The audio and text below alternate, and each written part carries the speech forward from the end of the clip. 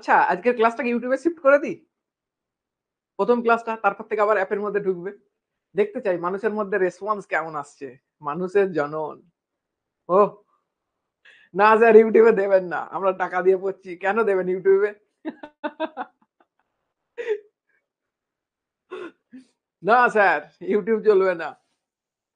ওরে বাবারে! দেবে না।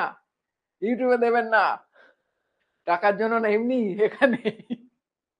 স্যার ফুল এনার্জি নিয়ে ক্লাস করতে এসেছি। আর ইউটিউবে ক্লাস দেবেন না। ইউটিউবে ক্লাসে কম অ্যাড দেখতে পাবে। তারপর কি বলে ইউটিউবের মধ্যে ওই তোমার স্ক্রিনের মধ্যে নাম ঘুরে বেড়াবে না। তাও চাইছেন স্ক্রিনে? একদম নয়। কেমন জোশ আছে আজকে? একটুখানি জানাও দেখি। ৫৯ জন লাইভে এসেছো। আজকে আমাদের প্রতিজ্ঞা ব্যাচের 2nd চ্যাপ্টার। চ্যাপ্টার নাম মানুষের জনন অর্থাৎ হিউম্যান রিপ্রোডাকশন। আচ্ছা তোমাদেরকে যদি আমি জিজ্ঞাসা করি যে বলো তো হিউম্যান রিপ্রোডাকশন সম্পর্কে কি ধারণা? তোমাদের কি মনে হবে?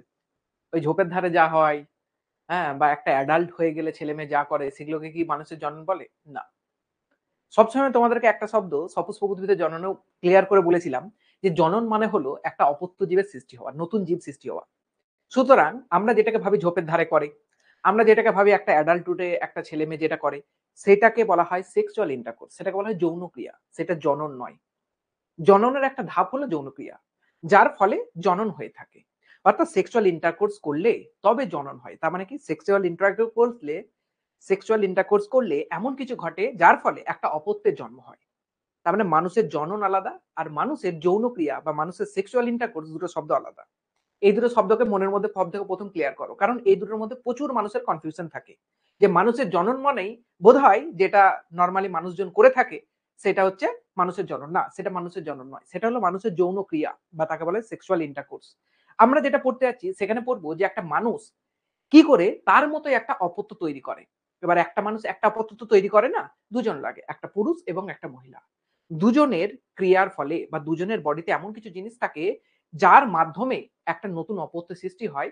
তার মিডিয়ামে একটা পুরুষ এবং একটা মহিলার মিডিয়ামে যে ক্রিয়াটা ঘটে তাকে বলে যৌন ক্রিয়া। এর ফলে নতুন একটা অপত্যের সৃষ্টি হয়। কি করে হয়? সবকিছুই পড়বো। আজকে ১ম এ পড়বো যেমনভাবে আমরা প্রত্যেক চ্যাপ্টারে পড়ি যে চ্যাপ্টারের মধ্যে আমরা কি পড়তে চলেছি, যেটা সম্পর্কে সম্যক ধারণা থাকলে আমরা চ্যাপ্টারটা এমসিকিউ সলভ করতে পারবো। আমাদের টার্গেটই হচ্ছে এমসিকিউ সলভ করা। পুরোপুরি সেমিস্টার 3 এমসিকিউ বেসড, সুতরাং এমসিকিউ এর উপরে আমাদের ফোকাস থাকবে। আমরা এই ১০ টা টপিকে ভাগ করেছি। ১০ টা টপিক নিয়ে আমরা পড়াশোনা করব। এই দুটো টপিক আজকে আমরা পড়ব। 2nd দিনে এইটা আর এইটা নিয়ে পড়ব।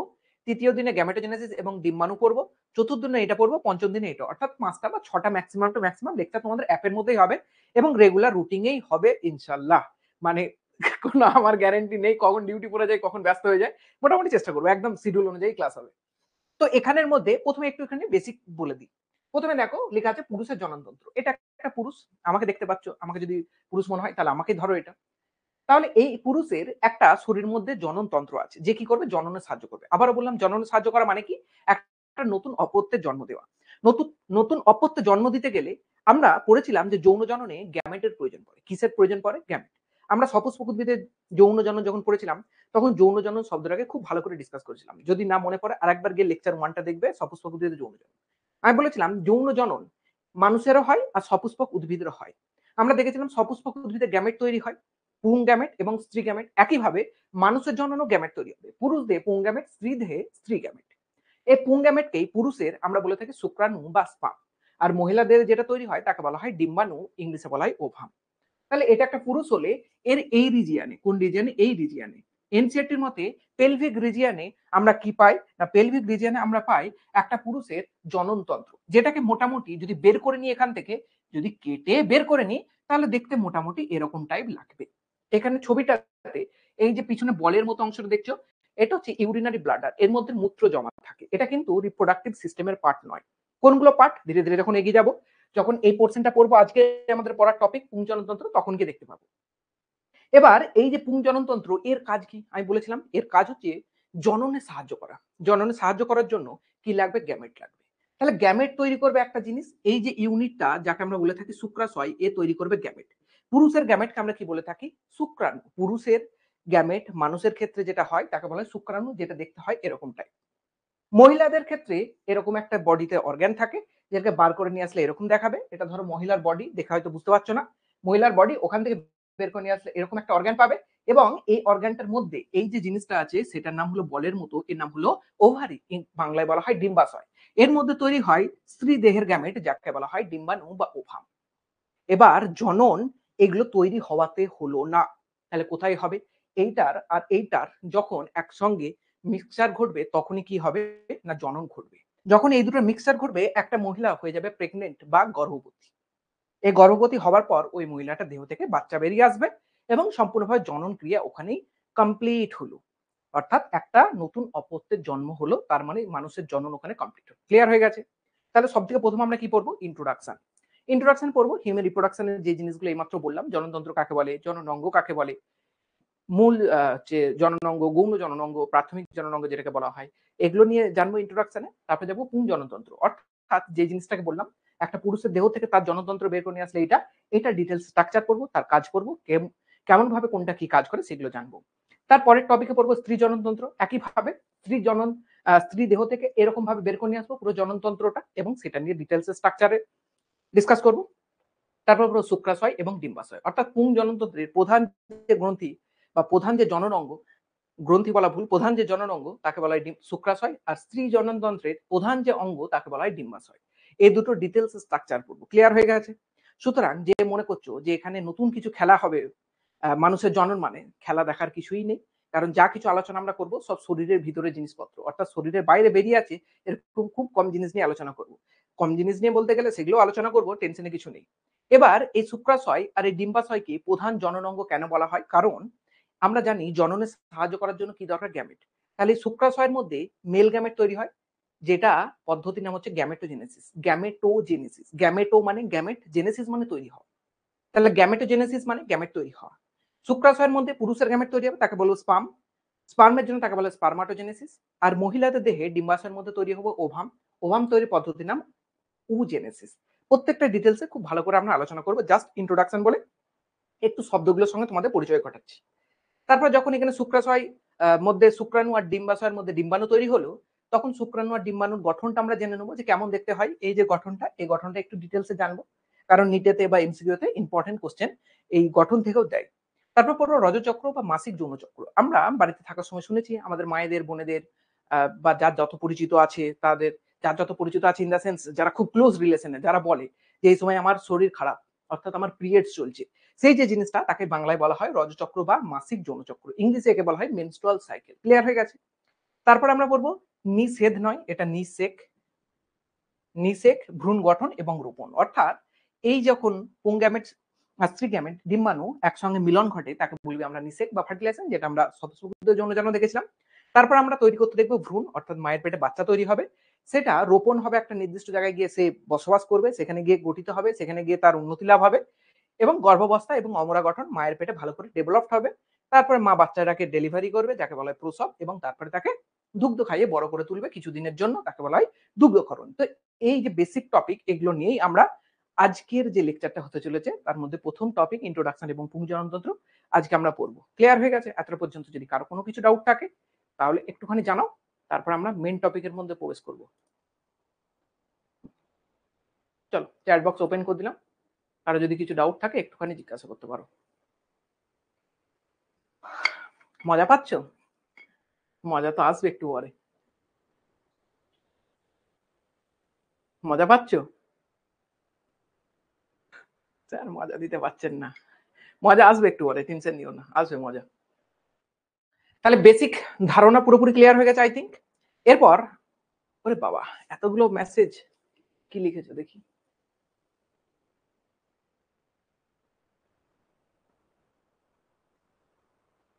ধীমান বেড়া বলছে প্র্যাকটিক্যাল দিতে হবে। ধীমান তুমি প্র্যাকটিক্যাল দেখবা?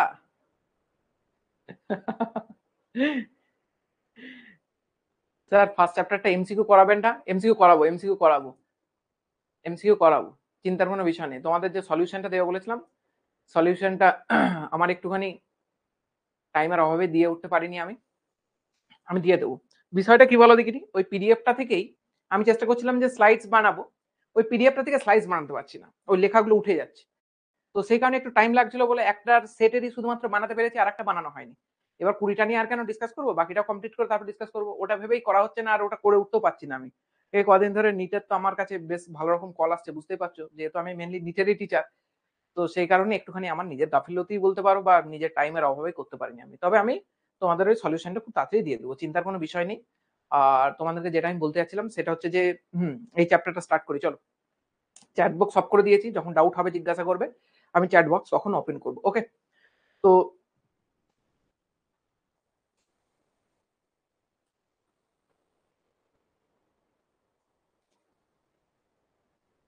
চলো। তো বেসিক্যালি আমরা আজকে পড়বো ইন্ট্রোডাকশন এবং পুংজনতন্ত্রের পার্টটা। সব থেকে প্রথমে ইন্ট্রোডাকশন পার্টের আগে একটা ইন্টারেস্টিং তোমাদের গল্প দিয়ে ক্লাসটা স্টার্ট করি। এই গল্প শোনার জন্য তো তোমরা ক্লাসে মেনলি আসো। যদিও ক্লাসে যদি গল্প ভালো করে শোনো তাহলে আর একটু বেশি ভালো করে মনে থাকবে। তারপর যদি এরকম সুন্দর সুন্দর লাভের গল্প, তাহলে তো উফ স্যার, কি ফিলিংস যে আসবে ভাবতে পারছেন না। দেখো গল্পটা এখান থেকে শুরু করি। তুমি ছেলে হলে তুমি নিজেকে এখানে ধরো, আর যে হোক একটা মেয়ে হলে, আচ্ছা বাদ দাও, তোমার দিকে না ধরে অন্য কাউকেই ধরো।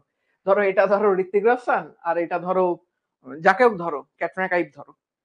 দুজনে ধরো ফিল্ম করার সময় দুজনের মধ্যে খুব ভালো সম্পর্ক। আচ্ছা এটাও তো বাজে জিনিস চলে যাবে। উম, তাহলে এইটাকে ধরো রণবীর কাপুর, আর এটাকে ধরো আলিয়া ভাট, এদের দুজনের মধ্যে বিয়ে হয়েছে। ঠিক আছে, এরা দুজনের মধ্যে ধরো কোনো এক সময় দেখা হয়েছিল, তখন ওদের মধ্যে কথা বলা শুরু হয়েছে। কথা বলা শুরু হতে হতে তাদের মধ্যে প্রেম জেগে ওঠে, হালকা মনের মধ্যে ফিলিংস আসতে শুরু করেছে। দেখতে পাচ্ছ ফিলিংস একদম উথরে উঠছে। তারপরে আমাদের ভারতবর্ষের এখন সংস্কৃতি হয়ে গেছে, এই ঘটনার পরে বহুজন ফিজিক্যাল হয়ে যায়, যাকে বলে সেক্সুয়াল ইন্টারকোর্স, যেটা তোমরা ভাবছিলে যে চ্যাপ্টার হয়তো ওটাই মানে, ওটা মানে নয়। তো সেক্সুয়াল ইন্টারকোর্সের পরে বিয়ে করে।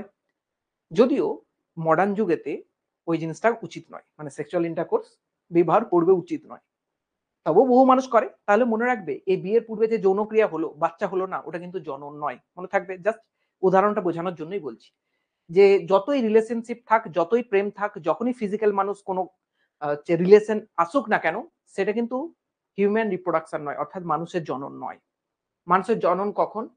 একটা ফিজিক্যাল রিলেশনের পর, যখন শুক্রাণু এবং ডিম্বাণু দুজন মিলে গোলুমলু হবে। তোমাদের গোলুমলু হলে হবে না, এই দুটোর গোলুমলু হতে হবে। দুটো একসঙ্গে মিক্স হবে এবং মহিলাটা প্রেগনেন্ট হয়ে যাবে, অর্থাৎ মহিলার পেটে বাচ্চা চলে আসবে, তখন তাকে বলা হয় জনন। তার মানে জনন এই দুজনের গোলুমলুকে বলে নেই, জনন বলে এই দুজনের যদি একসঙ্গে মিক্সচার ঘটে তাকে। ক্লিয়ার হয়ে গেছে? এদের দুজন যতই মিক্সচার করুক না কেন নিজেদের মধ্যে, এটা কোনো রকম জনন হবে না। জনন এদের দুজনের মিক্সচার হলে তবেই কমপ্লিট হবে। ক্লিয়ার হয়ে গেছে? এবার বহু সময় দেখা যায় এদের দুজনের মিক্সচারের ফলেও এই মহিলা প্রেগনেন্ট হচ্ছে না, তাহলে কি স্যার জনন হবে না? এই মহিলা প্রেগনেন্ট হয়ে তার বাচ্চা বাইরে বেরিয়ে আসলে, সজীব বাচ্চা মানে জীবিত বাচ্চা যদি বাইরে বেরিয়ে আসে, তখনই একমাত্র আমরা বলবো যে মানুষের জনন কমপ্লিট হলো। ক্লিয়ার হয়ে গেছে না হয়নি? এই স্লাইডটার অর্থ কি? যতই নিজেদের মধ্যে ফিজিক্যালি গোলুমলু করুক না কেন, তাকে মানুষের জনন বলা হয় না। যতই প্রেম করুক, তারপর বিয়ে করুক, তারপরে যদি শুক্রাণু এবং ডিম্বাণু একসঙ্গে যদি মিক্স হয়, অর্থাৎ ফার্টিলাইজেশন হয়, এবং এর ফলে মহিলাটার পেটের মধ্যে যদি একটা ভ্রূণ তৈরি হয়, একটা বাচ্চা তৈরি হয়, এবং সে যদি পৃথিবীর বাইরে জীবিত অবস্থায় বেরিয়ে আসে, তখনই আমরা তাকে বলবো মানুষের জনন কমপ্লিট হলো। ক্লিয়ার হয়ে গেছে? তাহলে বহু আমাদের পরিবেশের মধ্যে কাপেল দেখতে পাবে, যাদের এরকম মেলামেশাও হয়, এরকমও গল্পও হয়, ভালোবাসার বিনোদনও হয়, বিয়েও হয়, মানে সেক্সুয়াল ইন্টারকোর্সও হয়, কিন্তু শুক্রাণু এবং ডিম্বাণুর মিক্সচার হয় না, অর্থাৎ মহিলাটা প্রেগনেন্ট হয় না। তখন তাকে কি রিপ্রোডাকশন বলবো? না। তোমরা ক্লাস 11-এ একটা চ্যাপ্টার পড়েছো, দ্য লিভিং ওয়ার্ল্ড। ওখানে পড়েছো বিভিন্ন ধরনের ফিচার্স, যে একটা জীবিতর কি কি বৈশিষ্ট্য থাকতে পারে। তার মধ্যে একটা বৈশিষ্ট্য তোমরা পড়েছিলে রিপ্রোডাকশন বা জনন। রিপ্রোডাকশন বা জননকে আমরা বলেছিলাম যে জীবিতর একটা features, but not defining features. অর্থাৎ রিপ্রোডাকশন যার মধ্যে থাকবে সে তো জীবিত হবেই, কিন্তু যার মধ্যে রিপ্রোডাকশন থাকবে না সে যে জীবিত নয় এমনটা কিন্তু নয়। কারণ আমরা এই সমাজে দেখি বহু কাপেল যাদের বিয়ে হয় তাদের মধ্যে সেক্সুয়াল ইন্টারকোর্সও হয়, কিন্তু শুক্রাণু এবং ডিম্বাণুর মিলন ঘটে না। শুক্রাণু ডিম্বাণু মিলন যখন ঘটে না, তখন মহিলাটার প্রেগনেন্সি আসে না। আমরা বহুদিন বলি না যে ওর 10 বছর, 12 বছর, 15 বছর বিয়ে হয়েছে কিন্তু বাচ্চা আসছে না, অর্থাৎ মহিলাটা বন্ধা। মাঝে মধ্যে বলি না, এই ধারণাটা কিন্তু ভুল। মহিলা বন্ধা শুধুমাত্র একা নিজের দোষে নাও হতে পারে। হতে পারে মহিলার কোনো জননাঙ্গে কিছু প্রবলেম রয়েছে, কিন্তু একইভাবে পুরুষেরও কোনো প্রবলেমের জন্য তাদের মধ্যে বাচ্চা নাও আসতে পারে। ক্লিয়ার আছে? তাদের মধ্যে ইন দ্য সেন্স মহিলার মধ্যে। যখন একটা মহিলার বাচ্চা আসে তখন শুধু মহিলার বাচ্চা আসে না, দুজনের বাচ্চা আসে। মনে থাকবে দুজনের বাচ্চা আসে। তোমার পরিচয়ে তোমার বাবা এবং মা দুজনেরই আসে। মায়ের পেটে তুমি মানুষ হয়েছো, মায়ের পেট থেকে বেরিয়ে এসেছো মানে শুধুমাত্র মা তোমাকে জন্ম দিয়েছে নয়, একটা পিতাও কিন্তু জন্ম দিয়েছে। সুতরাং একটা পুরুষ যেমন ভাবে দায়ী, একটা মহিলাও তেমন ভাবে দায়ী থাকতে পারে বা কোনো সমস্যা থাকতে পারে যেই কারণে প্রেগনেন্ট হবে না। তাহলে প্রথম এটা কোশ্চেন একটা আসে যে মানুষের জনন বা জনন একটা জীবিত প্রাণীর কি বৈশিষ্ট্য না বৈশিষ্ট্য নয়? অ্যান্সার হবে হ্যাঁ, বৈশিষ্ট্য। কিন্তু ডিফাইনিং ফিচার নয়। অর্থাৎ ডিফাইনিং ফিচার শব্দটা কি? ক্লাস 11 এর চ্যাপ্টার ১ম এর এটা শব্দ। ডিফাইনিং ফিচারস মানে কি? এটা থাকলে এটা হবেই। এটা থাকলে এটা হবেই। কিন্তু এইমাত্র উদাহরণ দিলাম যে জনন কিছু প্রাণী আছে যাদের নাও থাকতে পারে। যেমন কিছু আনফার্টাইল কাপল থাকে যাদের বাচ্চা হয় না বহু বছর ধরে, বহু চেষ্টার পরেও, সেক্সুয়াল ইন্টারকোর্স এর পরেও হয় না। তাহলে তাদেরা কি জীবিত না মৃত বা জড়? তারা কি জীবিত? মনে রাখবে ডিফাইনিং ফিচার্স রিপ্রোডাকশন নয়। ক্লাস 11 এর একটা টপিককে আমি জাস্ট এখানে লিঙ্ক আপ করলাম। এবার এই যে বিষয়টা পড়াচ্ছি এখানে মনে রাখবে যে এই মানব শরীর কি দ্বারা গঠিত? অসংখ্য সেল, অসংখ্য কোষ দ্বারা গঠিত। আমাদের মানুষের শরীরের সব থেকে ছোট্ট কোষের নাম জানো? তার নাম হলো শুক্রাণু। মোটামুটি ধরে রাখো সব থেকে ওয়ান অফ দা স্মলেস্ট কোষের নাম কি? শুক্রাণু। আর একটা মহিলাদের সব থেকে বড় কোষের নাম জানো? তার নাম হলো ডিম্বাণু। তার মানে পুরুষের দেহে সব থেকে ছোট কোষ আর মহিলার দেহে সব থেকে বড় কোষ মিলে আমরা তৈরি হয়েছি। তোমরা যারা ক্যামেরার ওই পারে বসে ক্লাস দেখছো তোমরা তৈরি হয়েছো। স্মলেস্ট সেল এবং largest cell of human being মিলে আমরা তৈরি হয়েছি। তার মানে কত বড় মিরাক্কেল বুঝতে পারছো? একটা স্মলেস্ট সেল আর একটা লার্জেস্ট সেল আমাদের বডির দুটোর মিলনের ফলে কি হচ্ছে? আমরা গঠিত হচ্ছি। কিভাবে গঠিত হচ্ছি সেটা তো চ্যাপ্টার মধ্যে গেলে তারপরে গিয়ে পড়বো। আর একটা এমসিকিউ এখান থেকে বলি ইম্পর্টেন্ট, সেটা দেখতে পাচ্ছ এই শুক্রাণুর একটা লেজের মতো জিনিস। কেন করেছি? দেখতে ভালো লাগবে বলে? না, এই লেজের মতো জিনিসটা হলো শুক্রাণুর ফ্ল্যাজেলা। কি নাম? ফ্ল্যাজেলা। মনে রাখবে মানব দেহে পাওয়া একমাত্র কোষ যার ফ্ল্যাজেলা থাকে তার নাম হলো শুক্রাণু। কি নাম? শুক্রাণু। এটা কিন্তু ইম্পর্টেন্ট একটা এমসিকিউ। বাই চান্স যদি দেয় বলবে না out of NCERT, out of এ, আউট অফ ও করে চলে আসছে না। একটা মানবদেহের এমন একটা সেল যার মধ্যে ফ্ল্যাজেলা থাকে তার নাম কি? শুক্রাণু বা স্পার্ম। ক্লিয়ার হয়ে গেছে? তাহলে এই যে ঘটনাটা বললাম জাস্ট তোমাদেরকে একটা জিনিস ক্লিয়ার করলাম যে সেক্সুয়াল ইন্টারকোর্স এবং মানুষের জনন যে চ্যাপ্টারটা আমরা পড়তে চলেছি দুটো সিমিলার জিনিস নয়। ক্লিয়ার হয়ে গেছে? এতটা পর্যন্ত যদি কোনো ডাউট থাকে কোশ্চেন করো।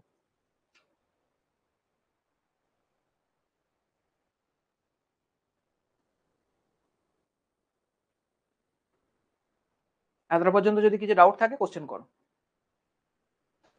কিছু ডাউট আছে এতটা পর্যন্ত? ক্লাস কেমন লাগছে একটুখানি এটা জানো। ক্লাস কেমন লাগছে একটুখানি জানো। চ্যাট বক্স খুলে দিয়েছে, আই থিঙ্ক চ্যাট করতে পারো তোমরা।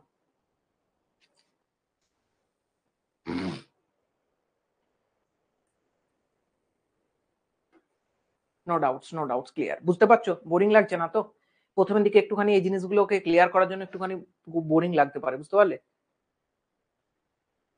ঠিক আছে, একটুখানি এই জিনিসগুলোকে ক্লিয়ার করতে হয়। এই জিনিসগুলোকে ক্লিয়ার না করলে এই ভিতটা তৈরি হয় না। শুধু মজা দেবো বলে তো হয় না। মজা দেওয়ার জিনিস যখন হবে তখন মজা পাবে।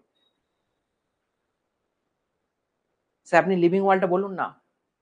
লিভিং ওয়ার্ল্ডের চ্যাপ্টার যখন করাবো তখন লিভিং ওয়ার্ল্ড ইউটিউবের মধ্যে পেয়ে যাবে। ক্লাস 11 এর চ্যাপ্টার আমি ইউটিউবের মধ্যে দেবো ভাবছি, টাইম না হলে কিছু করার নেই। সে মহিলাদের দেহে কি লিখে চলে যাচ্ছে, পার করে চলে যাচ্ছে যে সে মহিলাদের দেহে স্মল সেল কি? মহিলাদের দেহে স্মল সেল ওরকম ভাবে কিছু নেই। নর্মাল যে সেল একটা মানুষের নর্মাল সব থেকে ছোট যে সেল হতে পারে সেই সেলই মহিলাদের সেল। কিন্তু এই গ্যামেট, পুং গ্যামেট হচ্ছে পুরুষের দেহে সব থেকে ছোট সেল, মহিলার দেহে সব থেকে বড় সেল কি? ডিম্বাণু। বুঝতে পেরেছো? এখন আমরা পড়বো একদম ইন্ট্রোডাকশন পার্ট, যেটা অলরেডি বলেছি ওই জিনিসটারই একটা মিনিমাম ভার্সন পড়বো বইয়ের ভাষায়। ক্লিয়ার হয়ে গেছে? ইন্ট্রোডাকশন পার্টে আমরা কি পড়বো না জনন অঙ্গ বা জনন গ্রন্থি কাকে বলে। গ্রন্থি শব্দটা তো সঠিক হচ্ছে না, কারণ গ্রন্থি মানে কোনো একটা গ্ল্যান্ড হতে হবে, কিছু সিক্রেট করতে হবে। এখানে আমরা বলবো অঙ্গ। অর্থাৎ জননে সাহায্য করবে যে সমস্ত অঙ্গ তাকে বলবো জনন অঙ্গ। এটা জানার কোনো প্রয়োজন আছে? এটা তো একটা ওয়ানের ছেলেও বলতে পারবে। তাহলে প্রথম যে শব্দটা লেখা আছে জননে সহায়তাকারী অঙ্গগুলিকে জনন অঙ্গ বা রিপ্রোডাক্টিভ অর্গান বলা হয়। তাহলে এই জনন শব্দটা অর্থ কি? ইংলিশে কি বলা হয়? রিপ্রোডাকশন। আর অঙ্গ মানে কি? অর্গান। তাহলে জনন অঙ্গ মানে তাকে বলা হয় রিপ্রোডাক্টিভ অর্গান। কি বলা হয়? Reproductive organ. একদম বেসিক জিনিস, তোমাদের আই থিঙ্ক এগুলো বোঝানোর প্রয়োজন নেই। এবার একটা পুরুষের দেহে যে জননে সাহায্য করবে তাকে বলেছি মেল রিপ্রোডাক্টিভ অর্গান বা পুরুষের প্রধান জননাঙ্গ। আর একটা মহিলার দেহে যে রিপ্রোডাকশনে হেল্প করবে তাকে বলবো ফিমেল রিপ্রোডাক্টিভ অর্গান। এটা নিয়ে কোনো সমস্যা নেই আই থিঙ্ক। তাহলে দেখো পুরুষের প্রধান জননাঙ্গের নাম কি? শুক্রাশয়। আমি কি বললাম যে জননে সাহায্য করবে যে জিনিসটা তাকে আমরা বলবো জননের প্রধান অঙ্গ। এবার জননে সাহায্য করে একটা বিশেষ ইউনিট তাকে বলেছি গ্যামেট। তাহলে গ্যামেট যার মধ্যে তৈরি হয় তাকেই বলবো প্রধান জননাঙ্গ পুরুষের ক্ষেত্রে দেখেছিলাম স্পাম বা যেটা এই যে জিনিসটা নড়ে নড়ে যাচ্ছে এই জিনিসটা এটা কার মধ্যে তৈরি হচ্ছে? শুক্রাশয়ের মধ্যে। সেই জন্য শুক্রাশয়কে বলা হয় পুরুষদের প্রধান জননাঙ্গ। মহিলাদের ক্ষেত্রে ডিম্বাশয়ের মধ্যে আমরা দেখেছি এই যে ডিম্বাণু বা ডিমটা তৈরি হচ্ছে, তাই একে আমরা কি বলা হয়? ডিম্বাশয়কে বলা হয় স্ত্রীদের প্রধান জননাঙ্গ। শুক্রাশয় দেখতে কেমন হয়? এই দেখো এরকম যেমন হাসছে এরকম হাসছে না, খুলে বের করে নিয়ে নেওয়া, দেখি হাসছে কিনা। ওরকম ভাবে হাসবে না, ঠিক আছে? এখান থেকে দেখে নাও, জাস্ট হাসানোর জন্য দেওয়া। তাহলে এটা হলো শুক্রাশয়। কোথায় থাকে পুরুষদের? সবকিছু একটু ডিটেলসে পরে গিয়ে জানবো। এর মধ্যে তৈরি হয় কে? এই যে জিনিসগুলো ব্যাঙাচির মতো দৌড়ে দৌড়ে যাচ্ছে তাকে বলে স্পাম বা শুক্রাণু। এই জিনিসগুলো আলটিমেট মেল গ্যামেট। আলটিমেট কি জিনিস? এটাই মেল গ্যামেট। একইভাবে ফিমেলের প্রধান রিপ্রোডাক্টিভ অর্গানের নাম কি? এই যে জিনিসটা বলের মতো দেখতে লাগছে একে বলা হয় ডিম্বাশয়। একে ইংলিশে কি বলা হয়? ওভারি। এর মধ্যেই ওভারির মধ্যেই তৈরি হয় ওভাম। ডিম্বাশয়ের মধ্যেই তৈরি হয় ডিম্বাণু। তাহলে ওভামের অপর নাম কি? ডিম্বাণু। তাহলে স্ত্রীদের গ্যামেটের নাম কি? ডিম্বাণু বা ওভাম। ক্লিয়ার হয়ে গেছে? এই দুটো জিনিস পার্টিকুলার নিজের নিজের দেহে তৈরি হবে। একটা পুরুষ, আমি আমার পুরুষ, আমার দেহে তৈরি হবে শুক্রাণু। ক্লিয়ার হয়ে গেছে? কেউ একটা মহিলা আছে, তার দেহে প্রধান জননাঙ্গের নাম কি? ডিম্বাণু। সরি ডিম্বাশয়, তার মধ্যে কি তৈরি হবে? ডিম্বাণু। মনে রাখবে এই শব্দটা কি লেখা আছে? প্রধান জননাঙ্গ। প্রধান জননাঙ্গ। কারণ কি? স্যার একটু আগেই আপনি যখন এখানে এই ছবিগুলো দেখাচ্ছিলেন তখন আপনি যখন এই ছবিগুলো দেখাচ্ছিলেন তখন আপনি দেখালেন যে একটা জিনিস এখান থেকে তুলে নিয়ে চলে আসবো তাকে বলা হয় মেল রিপ্রোডাক্টিভ অর্গান। স্যার শুক্রাশয় তো শুধু এইটুকু, তাহলে বাকি যে ছবিগুলো দেখছি এগুলো কি? এগুলো পুরোটা মিলিয়ে তৈরি হচ্ছে জননাঙ্গ। কিন্তু প্রধান জননাঙ্গের নাম কি? শুক্রাশয়। কার ক্ষেত্রে? পুরুষের ক্ষেত্রে। মহিলাদের এই টোটালটা হচ্ছে স্ত্রী জননাঙ্গ, কিন্তু প্রধান জননাঙ্গের নাম কি? এই যে বলের মতো জিনিসটা যাকে বলা হয় ডিম্বাশয় বা ইংলিশে বলা হয় ওভারি। তাহলে ক্লিয়ার হয়ে গেছে? তাহলে এই জিনিসটাই আমরা ইন্ট্রোডাকশন পার্টে পড়লাম যে জননে সহায়তাকারী যে সমস্ত অঙ্গগুলো মানুষের দেহে প্রেজেন্ট থাকে তাদেরকে বলা হয় জননাঙ্গ।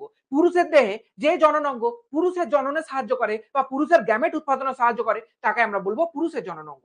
একই অপোজিটে স্ত্রী দেহে যে সমস্ত জননাঙ্গগুলি স্ত্রী স্ত্রী গ্যামেট তৈরিতে সাহায্য করবে তাকে বলবো স্ত্রী জননাঙ্গ। আমরা জানি পুরুষের গ্যামেটকে বলা হয় শুক্রাণু, সেটা তৈরি হয় শুক্রাশয়। সেই কারণে শুক্রাশয়কে বলা হয় পুরুষ দেহের প্রধান জননাঙ্গ। সেই জন্য লেখা আছে পুরুষ দেহের প্রধান জননাঙ্গ হলো শুক্রাশয়। ক্লিয়ার হয়ে গেছে?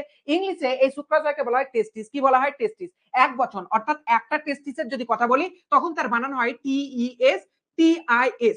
আর যদি দুটো টেস্টিস একসঙ্গে কথা বলি, দুটোকে একসঙ্গে মিলিয়ে বলি তখন এর উচ্চারণ হয় এটা TES TES, অর্থাৎ আয়ের জায়গায় ই হয়ে গেলেই এটা কি হয়ে গেলে প্লুরাল, অর্থাৎ বহু বচন। তাহলে একটা টেস্টিসের কথা যদি বলি, আমি যদি বলি যে রামের মাত্র একটা টেস্টিস আছে তখন একটা টেস্টিস বানানটা কি লিখবো? TIS। আমি যদি বলি যে স্যামের দুটো টেস্টিস আছে তখন টেস্টিসের বানান কি লিখবো? TES TES। ক্লিয়ার হয়ে গেছে না হয়নি? বোঝা গেছে না বোঝা যায়নি? তাহলে টেস্টিস বানান আই থাকা মানে সেটা সিঙ্গুলার, আর যদি ই থাকে তার মানে সেটা প্লুরাল। অর্থাৎ কোনো একটা মানুষের দেহে যদি একটাই থাকে শুক্রাশয় তখন তার জন্য ইংলিশে লিখবো শব্দ TES TIS। কেন এত গুরুত্ব দিচ্ছি? কারণ নিটে এই শব্দ থেকেই কোশ্চেন করা হয়। কোশ্চেনে দেবে যে অ্যাডলফ হিটলার, তোমরা ইতিহাসের সঙ্গে এটাকে যদি একটুখানি কানেক্ট করে দেয়, অ্যাডলফ হিটলার চিনো? হিটলারকে চেনো? চেনো তো? দ্বিতীয় বিশ্বযুদ্ধের একদম মহাগুরু ছিলেন, গোটা দুনিয়াকে ধ্বংস করতে লেগেছিলেন। তো এই হিটলারের একটা শুক্রাশয় নষ্ট হয়ে গেছিল আর একটা শুক্রাশয় ছিল। তাহলে যদি হিস্ট্রির সঙ্গে এটাকে তুলনা করে দেয় যে হিটলার হ্যাড হাউ মেনি টেস্টিস, তখন টেস্টিস বানান কি হবে? TES TIS, কারণ হিটলার ছিল একটা টেস্টিস। আর যদি জিজ্ঞাসা করে তোমার কটা টেস্টিস, তুমি যেন ভুল করে এই বানানটা লিখে দিও না, তাহলে আর বিয়ে হচ্ছে না। এটা লিখবে। ক্লিয়ার হয়ে গেছে? বিয়ে করার জন্য মিনিমাম বিয়ের ফর্ম ফিল যদি বেরোয় ভবিষ্যতে কোনোদিন, ওই যেমন এখন তো বেরোয় শাদি.com a.com, ওখানে যদি টেস্টিসের সংখ্যা দেয় তুমি যেন টেস্টিসের সংখ্যাতে এটা লিখো না, এটা লিখবে, নাহলে বিয়ে হওয়া মুশকিল হয়ে যাবে মেয়ে যদি বুঝতে পারে বানান কি জিনিস। এবার স্ত্রী দেহের প্রধান জননাঙ্গ কি? ডিম্বাশয়। এর একটা দুটো যদি হয় নর্মালি যেমন ভাবে আমরা IES যোগ করি তেমন যোগ হয়। তাহলে এক বচনকে বলা হয় ওভারি, দুটোকে বলা হবে ওভারিজ। কি বলা হবে? ওভারিজ। তাহলে ওভারি ইজ হয়ে গেল। আমরা জানি প্লুরাল সিঙ্গুলার থেকে প্লুরালে যদি যায় ওয়াইটা কি হয়ে যায়? আয়ে পরিণত হয়ে যায় আর ES যুক্ত হয়ে যায়। তাহলে এই জিনিসটা একদম বেসিক জিনিস। তাহলে পুরুষের প্রধান জননাঙ্গের নাম শুক্রাশয়, স্ত্রী দেহের প্রধান জননাঙ্গের নাম ডিম্বাশয়। আবারও রিপিট করি, প্রত্যেকবার রিপিট করি আমি, যে কোনোদিন যেন বাইরে থেকে যে জিনিসটা দেখা যায় তাকে প্রধান জননাঙ্গ না বলো যে স্যার এই জিনিসটাই তো প্রধান মজা দেয় মনে হয়, তাহলে এটাই জননাঙ্গ। মনে রাখবে, আবারও বলছি, জনন জননে সাহায্য করে, জননে সাহায্য করে পুং গ্যামেট উৎপাদনে বা স্ত্রী গ্যামেট উৎপাদনে সাহায্য করে যারা, তাদেরকে বলা হয় প্রধান জননাঙ্গ। তোমার একটা পুরুষের বাইরে যে বেরিয়ে থাকে যাকে বলা হয় শিশ্ন বা পেনিস, এটা কোনোদিন প্রধান জননাঙ্গ নয়, সাহায্যকারী একটা জননাঙ্গ। একইভাবে স্ত্রী দেহের বাইরে যেটা দেখা যায় তাকে বলা হয় ভালভা, যার মধ্যে থাকে ভ্যাজাইনা। মনে রাখবে এই ভ্যাজাইনা কিন্তু প্রধান জননাঙ্গ নয়। প্রধান জননাঙ্গের নাম কি? ডিম্বাশয় বা ওভারি। ক্লিয়ার হয়ে গেছে? এগুলো যেন ভুলভাল করেও অ্যান্সার মেরো না। পরীক্ষায় দিয়েছে যে পুরুষের প্রধান জননাঙ্গের নাম কি? তুমি একদম উফ খুশি। এই তো এটাকে বাইরে দেখতে পাই, এটাই প্রধান জননাঙ্গ। সিজনোতে দাগ মেরে আসলে। একদম না বাবা। ওখানে সিজনোতে দাগ মারবে আর এইদিকে নাম্বার ফাট করে কেটে যাবে। মনে থাকবে? একদম প্রধান জননাঙ্গ পুরুষদের কি মনে রাখবে? শুক্রাশয়, নট সিজনো। মহিলাদের প্রধান জননাঙ্গের নাম কি? একদম ভালভা ভ্যাজাইনা দেখে একদম অ্যান্সার মারবে না। অ্যান্সার কি হবে? ডিম্বাশয়। ক্লিয়ার হয়ে গেছে? একদম এগুলোতে ভুলে পা দেবে না। এগুলো একদম গভীর চক্র। ওই অভিমন্যু যে চক্রতে ঢুকেছিল তার থেকেও বড় চক্র এগুলো। ক্লিয়ার হয়ে গেছে?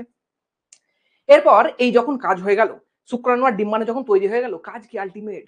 দুজনের মধ্যে গোলুমলু করানো। দেখো শুক্রাশয় দৌড়ে এসছে কার কাছে? ডিম্বাণুর কাছে। মনে রাখবে একটা ছেলেই মেয়ের কাছে দৌড়ে যায়, মেয়ে কিন্তু কারো কাছে দৌড়ায় না। কারণ মেয়ের ওইরকম ভ্যালু আছে, পৃথিবীর বুকে মেয়েকে তৈরি করা হয়েছে ওইরকম গ্যারাজ নিয়ে, যে নিজের জায়গায় বসে থাকবে, যার কাছে ছেলেকে হা হা করে দৌড়ে দৌড়ে আসতে হবে। একই জিনিস, এই ডিম্বাণু মেয়ের শরীরেই থাকবে, কিন্তু পুরুষকে যেতে হবে কার কাছে? মহিলার কাছে। গিয়ে কাকে পাঠানোর জন্য? একে পাঠানোর জন্য। তাহলে এ আবার দৌড়ে দৌড়ে যাবে কার কাছে? ডিমের কাছে। ডিম রানী চুপচাপ বসে থাকবে, এরকম করে বসে আছে, আর শুক্রাণু ওই দিক থেকে আসছে। রানী তাও চুপচাপ বসে আছে, তোরা নিজেদের মধ্যে যুদ্ধ কর, যে জিতবি সে আমাকে পাবে। তাহলে এই একটা পুরুষ যখন জনন ক্রিয়ায় অংশগ্রহণ করে, সেক্সুয়াল ইন্টারকোর্সে অংশগ্রহণ করে, তখন লাখ লাখ কোটি কোটি স্পাম রিলিজ করে দেয় ফিমেল বডিতে। এরা নিজেদের মধ্যে যুদ্ধ করতে করতে যায়, বহুজন নষ্ট হয়ে যায়, কিছু জন থাকে। আলটিমেটলি এরকম ভাবে 4, 5টা, 6টা, 10টা ডিম্বাণুর কাছে এসে পৌঁছায় এবং একটাই মাত্র ডিম্বাণুর মধ্যে প্রবেশ করে এবং ডিম্বাণুর মন জয় করে ভ্রূণ তৈরি করে। ক্লিয়ার হয়ে গেছে? কি তৈরি করে? ভ্রূণ তৈরি করে। প্রাথমিক অবস্থায় এরা দুজন যখন ফার্টিলাইজ করে একটা সিঙ্গেল সেল তৈরি করে, তার নাম হলো জাইগোট। তার নাম কি? জাইগোট। তার মানে তোমাদের প্রথম যেটা এমসিকিউ সব থেকে ইম্পর্টেন্ট, সেটা হলো জাইগোট হলো একটা single cell. Single cell, single সেলকে বাংলায় কি বলা হয়? এককোষী। কি বলা হয়? এককোষী। তাহলে তোমাদেরকে প্রথম কোশ্চেন করবে যে জাইগোট কি এককোষী না বহুকোষী? তোমরা ভেবো না যে স্পাম তো একটা কোষ, এ একটা কোষ, দুজন মিলে মিলে গিয়ে দুটো কোষ না, একটাই কোষ। এই দুজন মিলে কি করে মিলে একটা কোষ তৈরি করে সেটাও আমি জানাবো, অপেক্ষা করো। মনে রাখবে এটা একটা কোষ, এটা একটা কোষ, কিন্তু মিলিত হয়ে গেলে তৈরি করবে একটা কোষ, যেটা দেখতে পাচ্ছ এটা। অর্থাৎ জাইগোটের ছবি এটা। দেখতে পাচ্ছ কটা কোষ? একটাই মাত্র কোষ। ধীরে ধীরে এ আবার ডিভাইড করবে দুটো কোষে। দেখো দুটো হয়ে গেছে। এ আবার ডিভাইড করবে দুটো কোষে, চারটে। এ আবার ডিভাইড করবে এখানে। তাহলে একটা থেকে দুটো, দুটো থেকে চারটে, চারটে থেকে আটটা। বলো দেখিনি কোন ধরনের কোষ বিভাজন এখানে হয়েছে? একটা থেকে দুটো, দুটো থেকে চারটে, চারটে থেকে আটটা, আটটা থেকে 16টা, 32টা, এরকম ভাবে যদি যেতে থাকে, তোমরা বলো তাহলে এখানে কোন ধরনের কোষ বিভাজন হয়েছে? মনে রাখবে এই প্রত্যেকটার মাঝখানে হয় মাইটোসিস কোষ বিভাজন। কি হয়ে থাকে? মাইটোসিস কোষ বিভাজন। কি হয়ে থাকে? মাইটোসিস। কারণ আমরা জানি মাইটোসিসে একটা সেল থেকে কটা হয়? দুটো। দুটো থেকে কটা হয়? চারটে। চারটে থেকে কটা হয়? আটটা। আটটা থেকে কটা হয়? 16টা। 16 থেকে কটা হয়? 32। ধীরে ধীরে এইভাবে ডিভাইড হতে হতে মানুষের মধ্যে কি হবে না, আর একটা মানুষ গঠিত হবে। এই যে বাচ্চাটা গঠিত হচ্ছে, এটা কোথায় হচ্ছে? এই যে প্রেগনেন্ট মহিলার ছবি দেখাচ্ছিলাম, এর পেটের মধ্যে এই ক্রিয়াটা পুরোটাই ঘটছে এবং এই বাচ্চাটা তৈরি হবে ধীরে ধীরে ডেভেলপ হয়ে। এই দেখো তোমাদের মতো ছোট নান্না মুন্না বাচ্চা তৈরি হয়েছে, এটা তোমরাই। স্যার আমরা কি বলছেন? আর বললাম না বাজে ভাষা। তাহলে এই যে একটা ছোট্ট বাচ্চা তৈরি হলো, ও পৃথিবীর বাইরে বেরিয়ে গেল, এই যে দেখতেই পাচ্ছ। তাহলে এই যে পুরো প্রক্রিয়াটা ঘটলো, এটাই হচ্ছে আলটিমেট মানুষের জন্ম। ক্লিয়ার হয়ে গেছে? এটার নাম কি? জাইগোট। এখান থেকে ডিভাইড হয়ে হয়ে বেশ কিছু স্টেপ আছে, তার নাম কি পড়বো? Morula, blastula, gastrula. এই জিনিসগুলোর মধ্যে ডিভাইড হয়ে হয়ে ডেভেলপ হবে কি করে পরবর্তীতে গিয়ে পড়বো। আগে নিষেক তো হতে দাও। এটাকে বলা হয় নিষেক, অর্থাৎ ডিম্বাণু এবং শুক্রাণুর মিলন ঘটা। ভ্রূণ স্ত্রীলোকে জ্বরের মধ্যে পূর্ণাঙ্গ শিশুতে পরিণত হলে গেলে 280 দিন পর ভূমিষ্ঠ হয়। ভূমিষ্ঠ মানে কি? মাতৃদেহের বাইরে বেরিয়ে আসে। তাহলে মা মাঝে মধ্যে বলে না আমাদেরকে যে 10 মাস বাবা তোকে আমি পেটে রাখলাম, তুই একটা মেয়ের জন্য আমাকে এরকম কথা শোনাচ্ছিস। তাহলে এই যে ইমোশনালি কথা বলে, ওটা ইমোশনাল নয়, ওটা বাস্তব। তোমাকে তোমার মা প্রায় 9 মাস 7 দিনের মতো পেটে রাখে। কতদিন? আমরা মেডিকেলের ভাষায় এটাকে অ্যাকিউরেট ধরি। কতদিন? 9 months 7 days। হিসাব করলে কত হয়? 370 + 7, মোটামুটি প্রায় 280 দিনের কাছাকাছি তোমার মা তোমাকে পেটের মধ্যে রেখে মানুষ করে। আর তুমি এর কথায় ওর কথায় যদি ভ্রষ্ট হয়ে যাও, তাহলে কি করে হবে? তোমার মা যেটা তোমাকে ইমোশনালি বলে, ওটা ইমোশনালি নয়, ওটা প্র্যাকটিক্যালি। তোমার মা যেটা তোমাকে কথা বলে, এটা জানার জন্যই তো তুমি আমার ক্লাসে ভর্তি হয়েছো। ওই জন্য তো জানতে পারছো যে তোমার মা তোমাকে কতদিন পেটে রেখে মানুষ করেছে, কত কষ্ট করেছে, কি করে কষ্ট করে, সেগুলো তো আরো ডিটেলসে পরে জানতে পারবে ডাক্তারিতে গেলে। তাহলে এই স্লাইডটা পর্যন্ত কারো কিছু ডাউট আছে না? বলো। বেশি ইমোশনালি করে দিলে মুশকিল হয়ে যাবে। বলো। এতটা পর্যন্ত কারো কিছু ডাউট আছে? চ্যাট বক্সটা ওপেন করে দিই আবার। বলো। আমি তো অবাক, আই এম তো অবাক, 58 জন ছেলে লাইভে ক্লাস করছে। বাহ, কমেন্টস করো।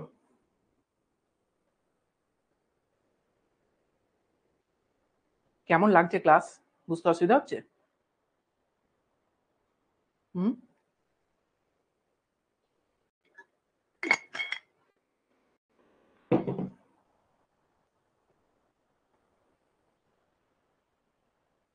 কই স্যার 25 জন? 25 জন না, 58 জন ক্লাস করছে। 58 ইন্টারেস্ট আসছে। এবারই তো ইন্টারেস্টটা পাবে। তোমার শরীরটা কেটে দেখাও তোমার মধ্যে কি এত আছে, কি জন্য এত গর্ব করে দৌড়ে বেড়াও। সৌম্যজিৎ, তোমার শরীর থেকে বের করে দেখাবো যে দেখো এটা সৌম্যজিতের টেস্টিস। বুঝতে পেরেছো? তারপর তুমি বুঝতে পারবে যে কি ইন্টারেস্ট পাচ্ছ তুমি। চলো, চ্যাট বক্স আবার বন্ধ করলাম, ক্লাসে ফিরে যাই। তাহলে এতটা পর্যন্ত বুঝতে পেরেছো? ইন্ট্রোডাকশন বা সূচনাতে কোনো সমস্যা নেই। এরপর আলটিমেটলি যাবো যে একটা পুরুষের প্রধান জননাঙ্গ আর গৌণ জননাঙ্গ বলতে কি বোঝায়, একটা মহিলার প্রধান জননাঙ্গ আর গৌণ জননাঙ্গ বলতে কি বোঝায়। একটু আগেই বললাম জননাঙ্গ মানে জননে সহায়তা করে যে সমস্ত অঙ্গ তাদেরকে একত্রে বলা হয় জননাঙ্গ। তাহলে এটাকেই যদি অঙ্গগুলোকে মিলিয়ে দিই তখন হয়ে যাবে তন্ত্র। তাহলে জননে সাহায্য করে যে সমস্ত অঙ্গ তাদেরকে মিলিতভাবে আমরা বলি জননতন্ত্র বা রিপ্রোডাক্টিভ সিস্টেম। আগেটা ছিল রিপ্রোডাক্টিভ অর্গান, অর্গান মানে একটা অঙ্গ। আমরা জানি অনেকগুলো অঙ্গ একসঙ্গে মিলিয়ে দিলে কি হয়ে যায়, তন্ত্র। তাহলে জননে সাহায্য করে যে সমস্ত অঙ্গ তাদেরকে বলা হয় একত্রে জননতন্ত্র। ক্লিয়ার হয়ে গেছে? কি লেখা আছে দেখো, জননে অংশগ্রহণকারী অঙ্গগুলি মিলিত হয়ে যে তন্ত্র গঠন করে, তন্ত্রকে ইংরেজি কি বলা হয়? সিস্টেম। বলে না সিস্টেম, এলভি যাদব, সিস্টেম, ওই সিস্টেমটাকে বলা হয় তন্ত্র। বোঝা গেছে?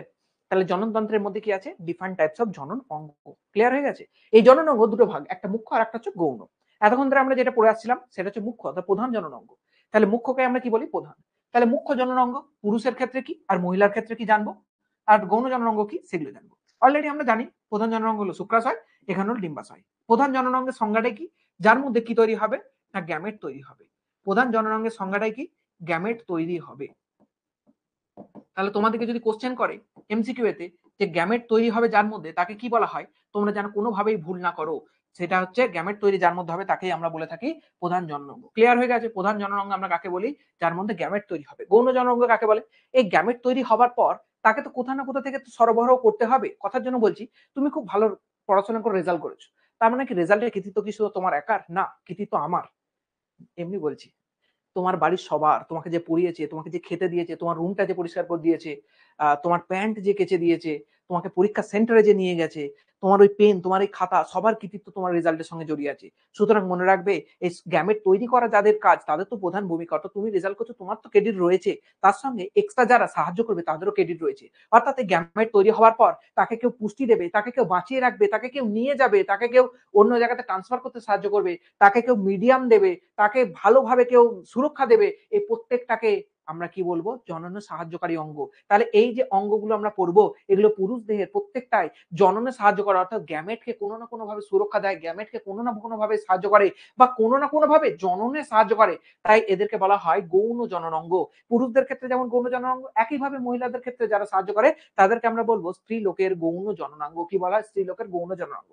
পুরুষের গৌণ জননাঙ্গগুলো এই ছবিটা দেখে পড়তে লাগি। এই যে ১ নম্বর জিনিসটা আমি লিখে দিলাম, এই যে জিনিসটা যেটাকে আমি এরকম লাল কালার দিচ্ছি, এটার নাম হলো শুক্রাশয়। ক্লিয়ার হয়ে গেছে? এই শুক্রাশয়ের পর একটা এরকম নালী আছে যার নাম হলো এপিডিডাইমিস। স্যার নামগুলো মনে থাকছে না, নামগুলো তো একটু পরে ডিটেইলসে পড়বো বাবা। এখানটা আর এখানটা পড়াই হচ্ছে আজকে আমাদের ডিউটি। সুতরাং এখানে হালকা করে নামগুলো বলছি, মাথার মধ্যে ঢুকিয়ে নাও। যেমন গার্লফ্রেন্ডের নাম্বার একবার শুনে মুখস্থ করে নিয়েছিলে, ঠিক সেইভাবে মুখস্থ করে নাও একবার। তারপরে কি আমরা ডিটেইলসে পড়ছি। তাহলে শুক্রাশয় থেকে বেরিয়েই একটা নালী পাবো, তার নাম হলো এপিডিডাইমিস। দেখো লেখা আছে এপিডিডাইমিস। তারপরে এই বড় একটা নালীর মতো অংশ আসছে, তার নাম হলো ভাস ডিফারেন্স। পেয়েছো ভাস ডিফারেন্স? হ্যাঁ। তারপরে এই দেখো একটা থলির মতো অংশ, তাকে বলা হয় তাকে বলা হয় সেমিনাল ভেসাইকেল। কি বলা হয়, সেমিনাল ভেসাইকেল। এই সেমিনাল ভেসাইকেল থেকে একটা নালীর মতো অংশ এরকম বেরিয়ে আসছে যাকে বলা হয় শুক্রনালী বা ইজাকুলেটরি ডাক্ট। কি বলা হয়, ইজাকুলেটরি ডাক্ট। সেখান থেকে বেরিয়ে আসছে আলটিমেটলি এরকম একটা বাল্বের মতো জিনিস পাচ্ছি, তাকে বলা হয় প্রোস্টেট গ্রন্থি। তাকে কি বলা হয়, প্রোস্টেট গ্রন্থি। সেখান থেকে বেরিয়ে এসে আলটিমেটলি এখানে আমরা পাই নিক্ষেপ নালী, যাকে বলা হয় ইজাকুলেটরি ডাক্ট। তারপরে আমরা পাই একটা ছোট্ট মটর দানার মতো গ্রন্থি, যাকে বলা হয় কাউপার গ্ল্যান্ড। তারপর আলটিমেট পাই তোমাদের যেটা খুব আনন্দের জিনিস লাগে দেখে, সেটা হচ্ছে লিঙ্গ বা শিশ্ন। আর তারপর পাই মূত্র জননালী, অর্থাৎ যেটা একদম সিজনের মুখের যে ফোঁটাটা থাকে বা যে ছিদ্রটা থাকে তাকে বলা হয় জনন নালী। কি বলা হয়? মূত্র জনন ছিদ্র। আর এই যে নালীটা মাঝখানে থাকে তাকে বলা হয় মূত্র জনন নালী। ক্লিয়ার হয়ে গেছে? এই জিনিসটাই আজকে আমরা পড়বো। স্ত্রীটাও আজকে একটুখানি বলে দিই যাতে পরের দিনে পড়তে আমাদের সুবিধা হয়। এটা হলো স্ত্রী জননতন্ত্র। এই মাঝখানে যে জিনিসটা দেখতে পাচ্ছ একে আমরা বলে থাকি ডিম্বাশয়। কি বলে থাকি? ডিম্বাশয়। এটা তো স্যার প্রধান জননাঙ্গ বা মুখ্য জননাঙ্গ, একদমই ঠিক। এরপরে দেখতে পাচ্ছ এটা একটা নালীর মতো অংশ, একে বলা হয় ফ্যালোপিয়ান নালী। এই নালীটা গিয়ে এখানে দেখো একটা কম্পার্টমেন্টের মতো অংশ আছে, একেই বলা হয় জরায়ু, যার মধ্যে বাচ্চাটা আলটিমেটলি মানুষ হয় বা বড় হয়। একে কি বলা হয়? জরায়ু। একে ইংলিশে বলা হয় ইউটেরাস। কি বলা হয় ইংলিশে? ইউটেরাস। এরপর এখানে দেখো একটা ন্যারো অংশ আছে যাকে বলা হয় সার্ভিক্স। কি বলা হয়? সার্ভিক্স। এখানে কি বাদ দিতে সার্ভিক্স লেখাটা? আচ্ছা, লিখে দিলাম সার্ভিক্স। কি দেখতে পাচ্ছ? একটা পয়েন্ট সার্ভিক্স। এই সার্ভিক্স এর পর যে জিনিসটা এরকম দেখতে পাচ্ছ না, খাঁজ খাঁজ অংশ, এটাই হলো আলটিমেট যোনিপথ, যাকে ইংলিশে বলা হয় ভ্যাজাইনা। কি বলা হয়? ভ্যাজাইনা। আর সার্ভিসকে বাংলাতে সার্ভিক্সই বলা হয়। তারপরে এই বাইরের কিছু স্ট্রাকচার আছে যেটা এখানে দেখতে পাচ্ছ, ছবি এঁকেছি। এর মধ্যে একটা জিনিস, এই যে লাল কালারের জিনিসটা এঁকেছি, এটাকে বলা হয় ক্লিটোরিস। এটা কোথায় থাকে? একদম স্ত্রীদের বাইরে যে জননাঙ্গটা দেখতে পাই, যেটাকে আমরা বলে থাকি বড় ভাষায় ভালভা। কি বলে থাকি? এই টোটালটাকে আমরা কি বলে থাকি? ভালভা। এই ভালভার মধ্যেই সব থেকে উপরে একটা অংশ থাকে যেটা মটর দানার মতো, তাকে বলা হয় ক্লিটোরিস। কি বলা হয়? ক্লিটোরিস। আর এই জননাঙ্গটার এই ভ্যাজাইনা থাকে একটা ছোট্ট ছিদ্র। ভ্যাজাইনা কি হয়? একটা ছোট্ট ছিদ্র। এটাকে কি বলা হয়? ভ্যাজাইনাকে কি বলা হয়? ছোট্ট একটা ছিদ্র। এই ছোট্ট ছিদ্রটা এরকম কভারিং দ্বারা ঘেরা থাকে। তাকে কি বলা হয়? উপরে যে কভারিংটা থাকে যেটা একটু মোটা হয় তাকে বলা হয় মেজোরা। মেজোরা মানে একটু বড় বা মোটা লেয়ার। আর তার ভিতরে থাকে একটা ছোট্ট পর্দার মতো অংশ, তাকে বলা হয় মাইনোরা। হাইমেন কি জিনিস? হাইমেন হলো এই ভ্যাজাইনার উপর একটা ছোট্ট পর্দা থাকে, যেটা একটা মহিলার কি হয় না, তার জনিত্ব যে জিনিসটাকে আমরা বলে থাকি মাঝে মধ্যে যে সতীত্ব বজায় রাখা, তো সেই জিনিসটা ইন্ডিকেটিভ কে হয়ে থাকে? এই হাইমেন যে লেয়ারটা থাকে সেটা। এটা নিয়ে ডিটেলস আমরা পরবর্তী যখন যাব সেখানে আলোচনা করব। তারপর হচ্ছে বার্থোলিন গ্রন্থি। যেমন ভাবে পুরুষদের ক্ষেত্রে দেখেছিলাম কাউপার গ্রন্থি, একইভাবে এখানে থাকে বার্থোলিন গ্রন্থি, যেটা কার মতো দেখতে? মটর দানার মতো দেখতে। এরকম ভাবে নিচের দিকে অবস্থান করে শরীরের ভিতরে, বাইরে থেকে দেখতে পাওয়া যাবে না। আর কি আছে? জনগ্রন্থি। এই জিনিসটা কিছু নয়। ঠিক আছে? তাহলে এই যে জিনিসটা দেখলাম স্ট্রাকচারটা, এটাই হচ্ছে একটা মহিলাদের গৌণ জননাঙ্গ, যেটা এখান থেকে শুরু হয় একদম বাইরে পর্যন্ত বেরিয়ে আসে। এই স্ট্রাকচারটাই এখানে একটু ভালো করে দেওয়া আছে, কারো যদি বুঝতে অসুবিধা হয় দেখতে পারো। মনে রাখবে একটা মহিলাদের স্ত্রী জননতন্ত্রের মধ্যে দুটো সেপারেট ছিদ্র থাকে। একটা হচ্ছে যোনি ছিদ্র আর একটা হচ্ছে মূত্র ছিদ্র। কিন্তু পুরুষদের ক্ষেত্রে দুটো ছিদ্র থাকে না, একটা ছিদ্রই দুটো হিসাবে কাজ করে। অর্থাৎ যেমন ভাবে শুক্রাণু এই ছিদ্রের মাধ্যমে বাইরে আসবে, একইভাবে ওই ছিদ্রের পথ দিয়ে আসবে কি? মূত্র। ক্লিয়ার হয়ে গেছে? এটা হচ্ছে একদম বেসিক ডেটা। এরপর পুরুষের জননতন্ত্রের মধ্যে আমরা প্রবেশ করব, যেটা খুব তাড়াতাড়ি করে, খুব তাড়াতাড়ি বলছি, ভালো করে শেষ করার চেষ্টা করবো। চলো, কারো কিছু ডাউট আছে? একটুখানি কমেন্ট বক্স খুলে দিলাম, কমেন্ট করো।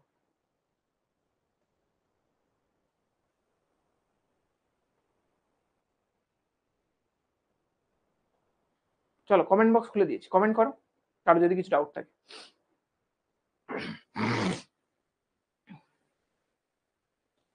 স্যার কোনটা কি ভুলে গেলাম? কোনটা কি ভুলে গেলে একটু পরে ডিটেলসে পড়বো, সেখানে গিয়ে জানবে, চিন্তার কোনো বিষয় নেই। একটু পরেই ডিটেলসে গিয়ে পড়বো এটাকেই। তারপরে যখন চ্যাপ্টার রিভিশন করতে আসবে তখন এই জিনিসগুলো সুবিধা হবে। ক্লিয়ার হয়ে গেছে?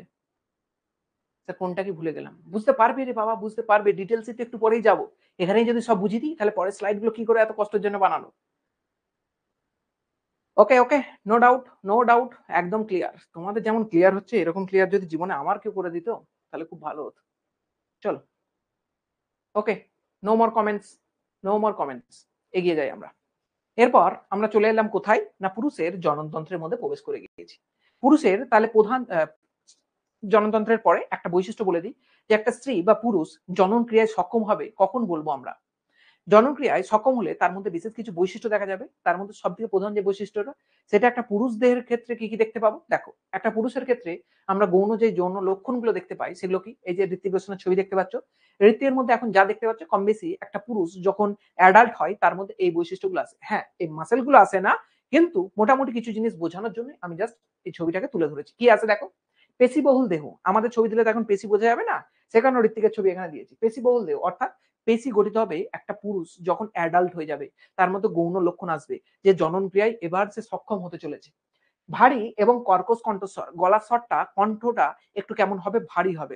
এই করে ডাকে যেমন হেডমাস্টাররা, ওই যে ভারী কণ্ঠ, ওটা পুরুষেরই হয়। মহিলা হেডমাস্টার ডাকলে কি এরকম, মানে মহিলা হেডমাস্ট্রেস, মহিলা হেডমাস্টার বলা ভুল, মহিলা হেডমিস্ট্রেস যদি ডাকে ওরকম কি কর্কশ কণ্ঠস্বর হবে? না। বক্ষ দেশে রোম হবে, এ তো চেঁচে দিয়েছে বলে তাই নাই, কম বেশি সব পুরুষেরই বক্ষ দেশে কি হবে, ধীরে ধীরে রোম রোম বা লোম আসতে শুরু করবে। মুখমণ্ডলে গোপদারি দেখা যাবে, দেখো ওরও হালকা হালকা গোপ আর দাঁড়িয়ে দেখা দিচ্ছে।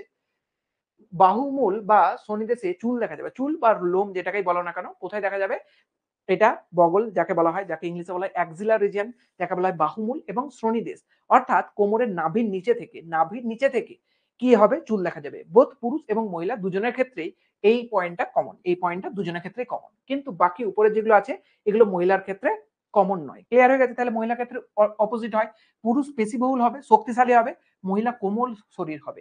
কারণ কি, এই সময় মহিলাদের ইস্ট্রোজেনের পরিমাণ বাড়তে থাকে, ইস্ট্রোজেনের পরিমাণ বাড়তে থাকে বলে মহিলাদের শরীর কেমন হয়ে যাবে, কোমল হয়ে যাবে, ত্বকগুলো নরম হয়ে যাবে। ক্লিয়ার হয়ে গেছে? তারপর কি দেখতে হবে, চুলের বৃদ্ধি, অর্থাৎ শরীরে মাথায় যে চুল থাকে এই চুলের পরিমাণটা তুলনামূলকভাবে একটু বৃদ্ধি পাবে। তারপর হচ্ছে জননের বৃদ্ধি, ঠিক আছে, জনন ইন দা সেন্স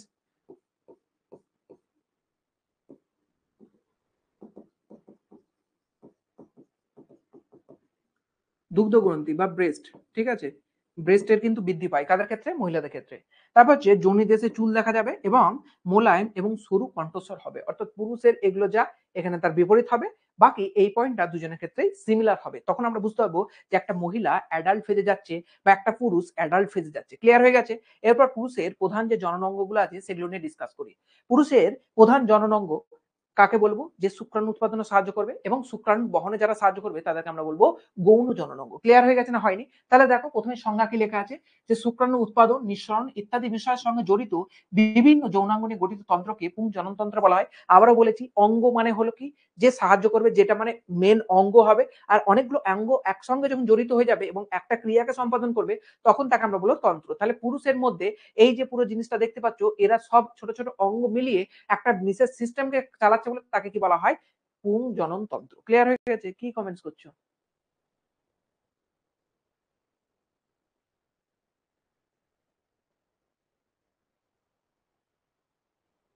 গ্যামেট তৈরিটা আরেকবার বলুন। গ্যামেট তৈরি এখনো পড়ায়নি বাবু, গ্যামেট তৈরি এখনো পড়ায়নি, গ্যামেট তৈরি পড়াবো, একটু পরে হাত তুলবে। এখনো গ্যামেট তৈরি পড়ায়নি, গ্যামেট তো আসেইনি, গ্যামেটোজেনেসিস আসবে পরে। তাহলে আমরা কি দেখতে পাচ্ছি না, পুরুষের দেহে শুক্রাণু উৎপাদন করবে যে তাকে বলা হবে প্রধান জননাঙ্গ, যার নাম হলো শুক্রাশয়। তার সঙ্গে আমরা কি দেখতে পাই, নিঃসরণ ইত্যাদি বিষয়ের সঙ্গে জড়িত বিভিন্ন জননাঙ্গ, তাদেরকে নিয়ে আমরা কি তৈরি করি, পুং জননতন্ত্র। ক্লিয়ার হয়ে গেছে? তাহলে পুং জননতন্ত্রের মধ্যে আমি কি বললাম, যে একটা থাকবে মুখ্য জননাঙ্গ, যে প্রধানত শুক্রাণু তৈরি করে, তাকে কি বলা হয়, শুক্রাশয়। এই যে জিনিসটা লেখা আছে শুক্রাশয়, এটাকে কি বলা হয় না, প্রধান জননাঙ্গ। ক্লিয়ার হয়ে গেছে না হয়নি? তারপর আসছে কি, গৌণ জননাঙ্গ বা আনুষ্ঠানিক জননাঙ্গ, আর একটা বহিস্থ জননাঙ্গ। এই জিনিসটা দুটোকে একসঙ্গে মিলিয়ে আমরা বলি গৌণ জননাঙ্গ। বহিস্থ জননাঙ্গ মানে কি, যেটা বাইরে বেরিয়ে আছে। ক্লিয়ার হয়ে গেছে? সব থেকে প্রথম আমরা দেখতে পাই শিশ্ন আর দেখতে পাই স্ক্রুটাম। স্ক্রুটাম কি জিনিস স্যার? আমাদের শরীরের বাইরে, দেখো পুরুষদের ক্ষেত্রে শরীরের বাইরে একটা থলির মতো অংশ ঝোলে, যার মধ্যে দুটো বল দেখতে পাবে। ওই দুটো বল আর কিছুই না, ওই দুটো বলই হলো আমাদের প্রধান পুরুষদের জননাঙ্গ, তাকে বলা হয় শুক্রাশয় বা টেস্টিস। ওই যে থলির মধ্যে ঝুলছে, ওই থলিটাকে কি বলা হয়, স্ক্রুটাম। কি বলা হয়, থলিটাকে স্ক্রুটাম। সেটা সম্পর্কে আমরা একটু পরে ডিটেলসে গিয়ে পড়বো। আর একটা জিনিস যেটা বাইরে বেরিয়ে থাকে তাকে বলা হয় শিশ্ন, যেটা হলো এই স্ট্রাকচারটা, যাকে ইংলিশে বলা হয় পেনিস। যেটা একটা পুরুষ দেহ দেখলে বোঝা যায়, যে দুটো স্ট্রাকচারকে দেখলে যে একটা পুরুষ, সে তাকেই আমরা কি বলে থাকি, বহিস্থ জননাঙ্গ। অর্থাৎ শিশ্ন থাকবে, অর্থাৎ পেনিস থাকবে শরীরের বাইরে, এবং একটা থলির মতো অংশ থাকবে, তাকে কি বলি আমরা, স্ক্রুটাম। কি বলে থাকি, স্ক্রুটাম। এই দুটো জিনিস শরীরের বাইরে থাকে। আর বেশ কিছু জিনিস যেগুলো আছে সেগুলো সব শরীরের মধ্যে থাকে। এই স্ক্রুটামকে বাইরে থেকে দেখতে পাই, ঠিক আছে, কিন্তু স্ক্রুটামের মধ্যে থাকা ওই বলের মতো যে অঙ্গ, যাকে আমরা বলছি শুক্রাশয়, যেখানে আলটিমেট শুক্রাণু তৈরি হয়, তাকে কিন্তু বাইরে থেকে দেখতে পাই না। একইভাবে এই যে আনুষঙ্গিক যৌনাঙ্গ বা গৌণ জননাঙ্গ যাদেরকে বলছি, এরাও শরীরের মধ্যে থাকে, শরীরের বাইরে এদেরকে দেখতে পাই না। কি কি আছে দেখো, এক নম্বর হলো এপিডিডাইমিস, দেমাস, শুক্রনালী, সেমিনাল ভেসিকল, নিক্ষেপ নালী, পোস্টেট এবং কাউপার গ্রন্থি। স্যার এগুলোকে প্রত্যেকটাকে বুঝিয়ে বুঝিয়ে বলুন। একটু আগেই যে নামগুলো বলেছিলাম ওই নামগুলোই এখানে আবার রিপিট করলাম, কারণ তোমাদের বইয়ের ছবি না দেখলে তো মনে শান্তি হয় না। বউয়ের ছবি না, বইয়ের ছবি, ঠিক আছে? তাহলে এই যে জিনিসটা, এটা হলো পুরুষ জনতন্ত্র, এটা হচ্ছে পুরুষ জনতন্ত্র। ধরো কথার জন্য বলছি, আমি এরকম দাঁড়িয়ে আছি, আমরা এই মাঝ বরাবর কেটে দিলে এরকম একটা স্ট্রাকচার আসবে। ক্লিয়ার হয়ে গেছে? দেখতে এরকম টাইপ লাগবে, যার মধ্যে এই যে জনতন্ত্রটা আছে এটা এখানে লেখা আছে। দেখো এটা হলো শিশ্ন, কিভাবে থাকে ওই স্ট্রাকচারটাকে জাস্ট বোঝানোর চেষ্টা করছে। একদম শরীরের বাইরে থাকে শিশ্ন, তার নিচে থাকে স্ক্রুটাম, যেটা থলির মতো অংশ হিসাবে ঝুলে থাকে, এবং ভিতরে থাকে বাকি জননঙ্গর, যেগুলো গৌণ জননঙ্গ সেগুলো। ক্লিয়ার হয়ে গেছে? এবার এগুলো নিয়েই আমরা ডিটেলসে পড়াশোনা স্টার্ট করব। সবথেকে প্রথমে যেটা মেন টপিক সেটা হলো শুক্রাশয়। সবথেকে মেন টপিক যেটা শুক্রাশয়। কারণ কি? এটাই আমাদের শরীরের মেন জননাঙ্গ, অর্থাৎ একটা পুরুষের শরীরে মেন জননাঙ্গ, যেখানে কি তৈরি হয়? শুক্রাণু তৈরি হয়। ক্লিয়ার হয়ে গেছে? সবথেকে প্রথম প্রশ্ন হবে যে আমাদের শরীরে শুক্রাশয়ের সংখ্যা কটা? অনেকজন হয়তো জানে না। তাদের জন্য বলি, শুক্রাশয়ের সংখ্যা আমাদের দেহে দুটো। কটা থাকে? দুটো। অর্থাৎ এক জোড়া শুক্রাশয় একটা যে সুস্থ স্বাভাবিক রিপ্রোডাক্টিভলি অ্যাক্টিভ মানুষ, তার দেহে থাকে শুক্রাশয়ের সংখ্যা কটা? দুটো, অর্থাৎ এক জোড়া। প্রশ্ন হবে যে শুক্রাশয়ের অবস্থান কোথায়? ও কি মাথার উপরে থাকে, বুকে থাকে, গালে থাকে, কোথায় থাকে? মুখের মধ্যে থাকে, কোথায় থাকে? ও থাকে কিছুক্ষণ আগেই বললাম যে বাইরে ঝুলে থাকা শরীরের মধ্যে একটা থলির মধ্যে থাকে, তার নাম হচ্ছে স্ক্রুটাম। তাহলে ধরো কথার জন্য বলছি, এটা একটা ধরো মানুষ, এটা একটা মানুষ, এই বাইরে থলির মতো একটা অংশ থাকে যার মধ্যে ঝুলে থাকে কে? শুক্রাশয়। একটা এই যে থলিটা একটা দেখতে পাচ্ছ, ওটা কিন্তু দুটো থলি। কটা থলি? দুটো, যারা একসঙ্গে জয়েন্ট আছে, অর্থাৎ মাঝখানে একটা সেপারেশন আছে। যেমন দেখতে পাও তুমি আর তোমার কাকার বাড়িতে থাকো, তোমার বাবা তোমার কাকা ধরো সেম বাড়িতেই থাকো, মাঝখানে একটা দেওয়াল আছে, ঠিক একই জিনিস শুক্রাশয়ের স্ক্রুটামের মধ্যে থাকে। কার মধ্যে থাকে? স্ক্রুটাম। আর এরকম মাঝখানে একটা থলি আছে, তাহলে এর মধ্যে একটা শুক্রাশয়, এর মধ্যে একটা শুক্রাশয়, তাহলে থাকে কোথায়? আলটিমেট স্ক্রুটাম থলির মাধ্যমে। এটা কোথায় থাকে? দেহ গহ্বরের বাইরে। দেহ গহ্বরের বাইরে, শরীরের বাইরে থাকে, এটা কিন্তু মনে রাখবে, কারণ শরীরের বাইরেই ওটা বেরিয়ে আসে। ক্লিয়ার হয়ে গেছে? এবার একটা জিনিস মনে রাখবে যে প্রত্যেকটি শুক্রাশয় কেমন টাইপ দেখতে হয়ে থাকে? ডিম্বাকার। এই যে ছবিটা এঁকেছি ডিমের মতো দেখতে পাচ্ছ, ডিম্বাকার। ওয়েট কত হয়? 10 থেকে 15 গ্রাম মাত্র ওজন সম্পূর্ণ হয়। সেই কারণে এটা শরীরের বাইরে ঝুলে থাকলেও কোনো মানুষের প্রচুর ওজন বেয়ার করে বেড়াচ্ছে এরকম মনে হয় না, কারণ এটার ওজনটাই খুব কম হয়। কোনো কোনো মানুষের মনে হয় যে শুক্রাশয়টা প্রচুর ফুলে গেছে, শুক্রাশয়ের প্রচুর ওজন বেশি মনে হচ্ছে, তখন একটা বিশেষ কন্ডিশন হয়, তাকে আমরা কি বলে থাকি কেউ বলতে পারবে? শুক্রাশয়ের মধ্যে জল ঢুকে যায়, বলতে পারবে? হুম, বলতে পারবে কেউ? বলো। কমেন্ট বক্স খোলাই আছে। মাঝে মধ্যে শুক্রাশয়ের মধ্যে জল জমে যায়, সেই কন্ডিশনটাকে আমরা কি বলি? তখন শুক্রাশয়ের এরকম বড় হয়ে যায়। একদম ঠিক বলেছো, হাইড্রোসিল। কি বলা হয় তখন তাকে? হাইড্রোসিল। ক্লিয়ার হয়ে গেছে? শুক্রাশয়ের মধ্যে যদি জল জমে যায়, শুক্রাশয় নরমাল যে 10 থেকে 25 গ্রাম ওজন দেখতে পাচ্ছ, এটা মিনিমাম 10 টাইমস বেড়ে যায়, 100 গ্রাম পর্যন্ত হয়ে যায়। কত গ্রাম পর্যন্ত হতে পারে বলো? 100 গ্রাম পর্যন্ত হতে পারে। তাহলে এই যে 10 থেকে 25 গ্রাম দেখছো, এটা কত গুণ বেড়ে যেতে পারে হাইড্রোসিলে? প্রায় 10x, 10 গুণ বেড়ে যেতে পারে। ক্লিয়ার হয়ে গেছে না হয়নি?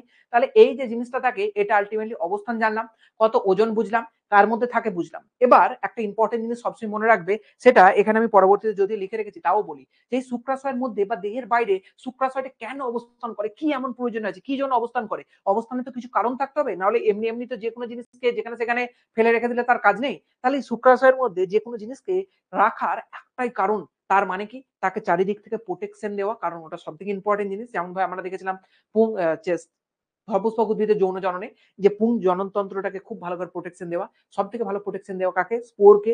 তেমনই একই জিনিস শুক্রাশয়ের মধ্যে শুক্রাণু তৈরি হয়, এই শুক্রাণুই হচ্ছে একটা পুরুষের প্রধান জিনিস। তাহলে এই শুক্রাশয় বা শুক্রাণু তৈরিকে কোনোভাবে ব্যাহত যাতে না হতে দেয়, সেই কারণে সে একটা বিশেষ থলির মধ্যে থাকে, তাই কি বলা হয়? স্ক্রুটাম বা শুক্রাশয়ের থলি বা শুক্রথলি বলা ভুল, শুক্রাশয়ের থলি বা স্ক্রুটাম বলা হয়। তোমরা এই বাংলা শব্দটা মনে রাখতে চাইলে মনে রাখতে পারো, নাও মনে রাখতে পারো, আমি কেটে দিলাম, ঠিক আছে? মনে রাখবে স্ক্রুটাম, যাকে বলা হয় কি? যার মধ্যে কি থাকে? আলটিমেট শুক্রাশয়টা থাকে। ক্লিয়ার হয়ে গেছে?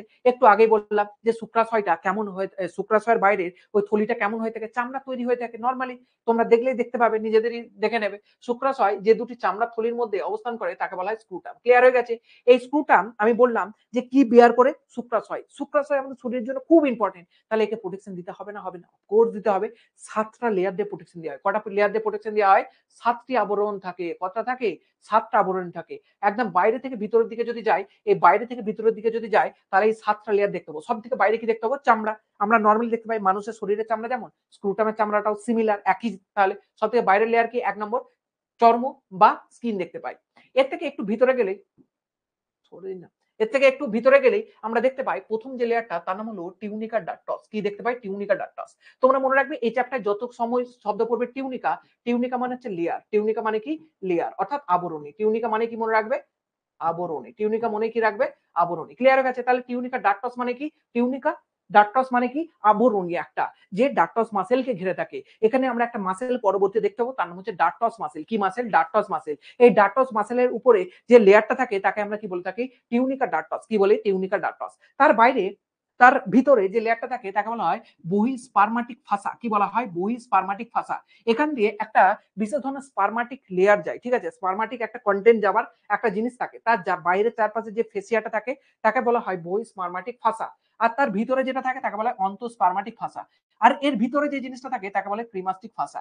আমরা দেখতে পাই স্ক্রুটামে দুটো ধরনের মাসেল থাকে মেন। কটা মাসেল থাকে মেন? স্ক্রুটামের মধ্যে দুটো মাসেল থাকে মেন। কটা মাসেল থাকে মেন? আমরা যে স্ট্রাকচারটা পড়ছি শুক্রাশয়ের স্ট্রাকচার না, আমরা পড়ছি স্ক্রুটামের স্ট্রাকচার, যার মধ্যে শুক্রাশয় থাকে। এটা হচ্ছে শুক্রাশয়, এর বাইরের স্ট্রাকচারটা নিয়ে আমরা স্টাডি করছি। তাহলে মনে রাখো শুক্রাশয়ের মধ্যে এই সরি স্ক্রুটামের মধ্যে দুটো মেন মাসেল থাকে। কটা মেন মাসেল থাকে? দুটো। একটা নাম হলো ডার্টস মাসেল আর একটা নাম হলো ক্রিমাস্টেরিক মাসেল। কি নাম? ক্রিমাস্টেরিক মাসেল। তাহলে মনে রাখবে চর্মের নিচে যে মাসেলটা থাকে তার নাম হলো ডার্টস মাসেল। তাকে ঘিরে থাকে যে তার নাম হলো টিউনিকা ডার্টস। তার নাম কি? Tunica darts. আর ভিতরের দিকে একটা মাসেল থাকে তার নাম হলো ক্রিমাস্ট্রিক মাসেল। কি নাম? ক্রিমাস্ট্রিক মাসেল।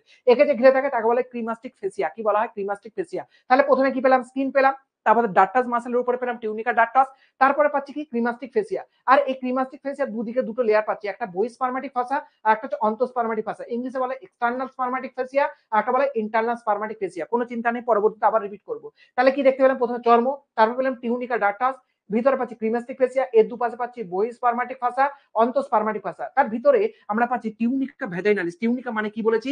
লেয়ার। টিউনিকা মানে কি? লেয়ার। অর্থাৎ ভ্যাজাইনালিস মানে আলটিমেটলি এই শুক্রাশয়ের চারপাশে একদম যে লেয়ারটা থাকে তাকে বলা হয় টিউনিকা ভ্যাজাইনালিস। তাকে কি বলা হয়? Tunica vaginalis. তার ভিতরে থাকে ভিসারাল লেয়ার এবং প্যারাইটাল লেয়ার। তার ভিসারাল কি থাকে? প্যারাইটাল এবং ভিসারাল লেয়ার। ক্লিয়ার হয়ে গেছে? তাহলে এই যে সাতটা লেয়ার দেখতে পেলাম, এই সাতটা লেয়ার কার চারপাশে থাকে? স্ক্রুটামের চারপাশে। কার চারপাশে থাকে? স্ক্রুটামের চারপাশে। যে আলটিমেটলি কাকে প্রোটেকশন দেয়? শুক্রাশয়কে প্রোটেকশন দেয়। কাকে প্রোটেকশন দেয়? শুক্রাশয়কে প্রোটেকশন দেয়। তাহলে এই সাতটা লেয়ারের নাম ভালো করে আমার সঙ্গে রিপিট করো। এক নম্বর জিনিস, সব থেকে বাইরে পাবো কি? স্কিন। সব থেকে বাইরে কি পাবো? স্কিন, অর্থাৎ চামড়া দেখতে পাবো। তার ভিতরে আমরা পাবো স্ক্রুটামে দুটো মাসেল, একটার নাম হলো ডার্টস মাসেল আর একটা নাম কি? ক্রিমাস্টিক মাসেল। আর একটা নাম কি? ক্রিমাস্টিক মাসেল। তাহলে সব থেকে বাইরে পাচ্ছি স্কিন, তারপর পাচ্ছি ডার্টস মাসেল।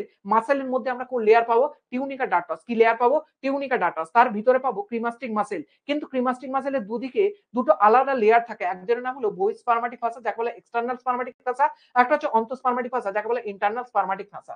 আর তার ভিতরে কি থাকে? ক্রিমাস্টিক ফাসা। তার ভিতরে থাকে একদম ভিতরে এই শুক্রাশয়ের চারপাশে থাকে কি? Tunica vaginalis. এই টিউনিকা ভ্যাজাইনালিস লেয়ারটা একটু পরে শুক্রাশয় যখন লেয়ার করবো সেখানেও দেখতে পাবো। তারপরে সব থেকে শেষে শুক্রাশয়ের চারপাশে থাকে ভিসারাল এবং প্যারাইটাল। আমি তোমাদেরকে বলেছি যে কোনো একটা নরম অর্গানের চারপাশে যখন লেয়ার বলি, সব থেকে ভিতরে যে লেয়ারটা থাকে তাকে বলা হয় ভিসেরাল, আর বাইরে যে থাকে তাকে বলা হয় প্যারাইটাল। ধরো কোনো কথার জন্য বলছি, এটা ধরো কোনো একটা অর্গান, এই অর্গানের চারপাশে ধরো দুটো লেয়ার আছে। এই সব থেকে অর্গানের কাছেরটাকে বলবো ভিসেরাল আর বাইরেরটাকে বলবো প্যারাইটাল। বাইরেরটাকে কি বলবো? প্যারাইটাল। ক্লিয়ার হয়ে গেছে? ঠিক একইভাবে লাস্টের যে স্তরটা যেটা শুক্রাশয়ের একদম কাছে থাকে তাকে বলবো ভিসারাল এবং তার বাইরে যেটা থাকে তাকে বলা হয় প্যারাইটাল। এই দুটো একটা বিশেষ লেয়ারকে ভাগ করে হয়ে থাকে, একটা বিশেষ লেয়ারকে ভাগ করে হয়ে থাকে। বলো এই সাতটা লেয়ার তোমাদের মুখস্থ হয়েছে কিনা? যদি মুখস্থ না হয় আমার সঙ্গে রিপিট করো একবার। স্ক্রুটামের সব থেকে বাইরে পাবো কি? চামড়া বা চর্ম, যাকে ইংলিশে বলা হয় স্কিন। তারপরে ভিতরে পাবো টিউনিকা ডার্টস, যেটা ডার্টস মাসেলের চারপাশে থাকবে। ক্লিয়ার হয়ে গেছে? স্যার 10 থেকে 15 গ্রাম লেখা আছে। ও কোনো সমস্যা নেই, 10 থেকে 25 গ্রামই পড়বে রেঞ্জ ওটাই।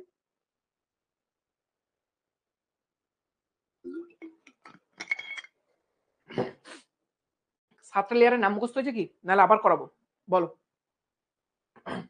এখানটা একটুখানি কঠিন, এখানটা একটু মুখস্থ করে নিলেই আর কিছু নেই, গোটা চ্যাপ্টারটা সহজ। গোটা চ্যাপ্টার না মানে বাকি যে পার্টটা আমাদের বাকি আছে খুব সহজ। চলো সাতটা লেয়ারের নাম মুখস্থ করো। সব থেকে বাইরের লেয়ারের নাম হচ্ছে চামড়া। একদম বাইরে থেকে যে জিনিসটা দেখতে পাবো তাকে বলা হয় চামড়া বা স্কিন। কি বলা হয়? চামড়া বা স্কিন। তারপরে ভিতরে পাবো, স্যার এইমাত্র জয়েন করলাম, এটা আমার কি দোষ? আমার কিছু দোষ আছে বলো? আমাকে ফাঁসিতে চড়াবে? হ্যাঁ, চলো রিপিট করছি, সাতটা লেয়ার মুখস্থ করো। সব থেকে বাইরের যে লেয়ারটা পাবে সেটা হলো স্কিন। সব থেকে বাইরের যে লেয়ারটা পাবে সেটা হলো স্কিন বা তাকে কি বলা হয়? চর্ম।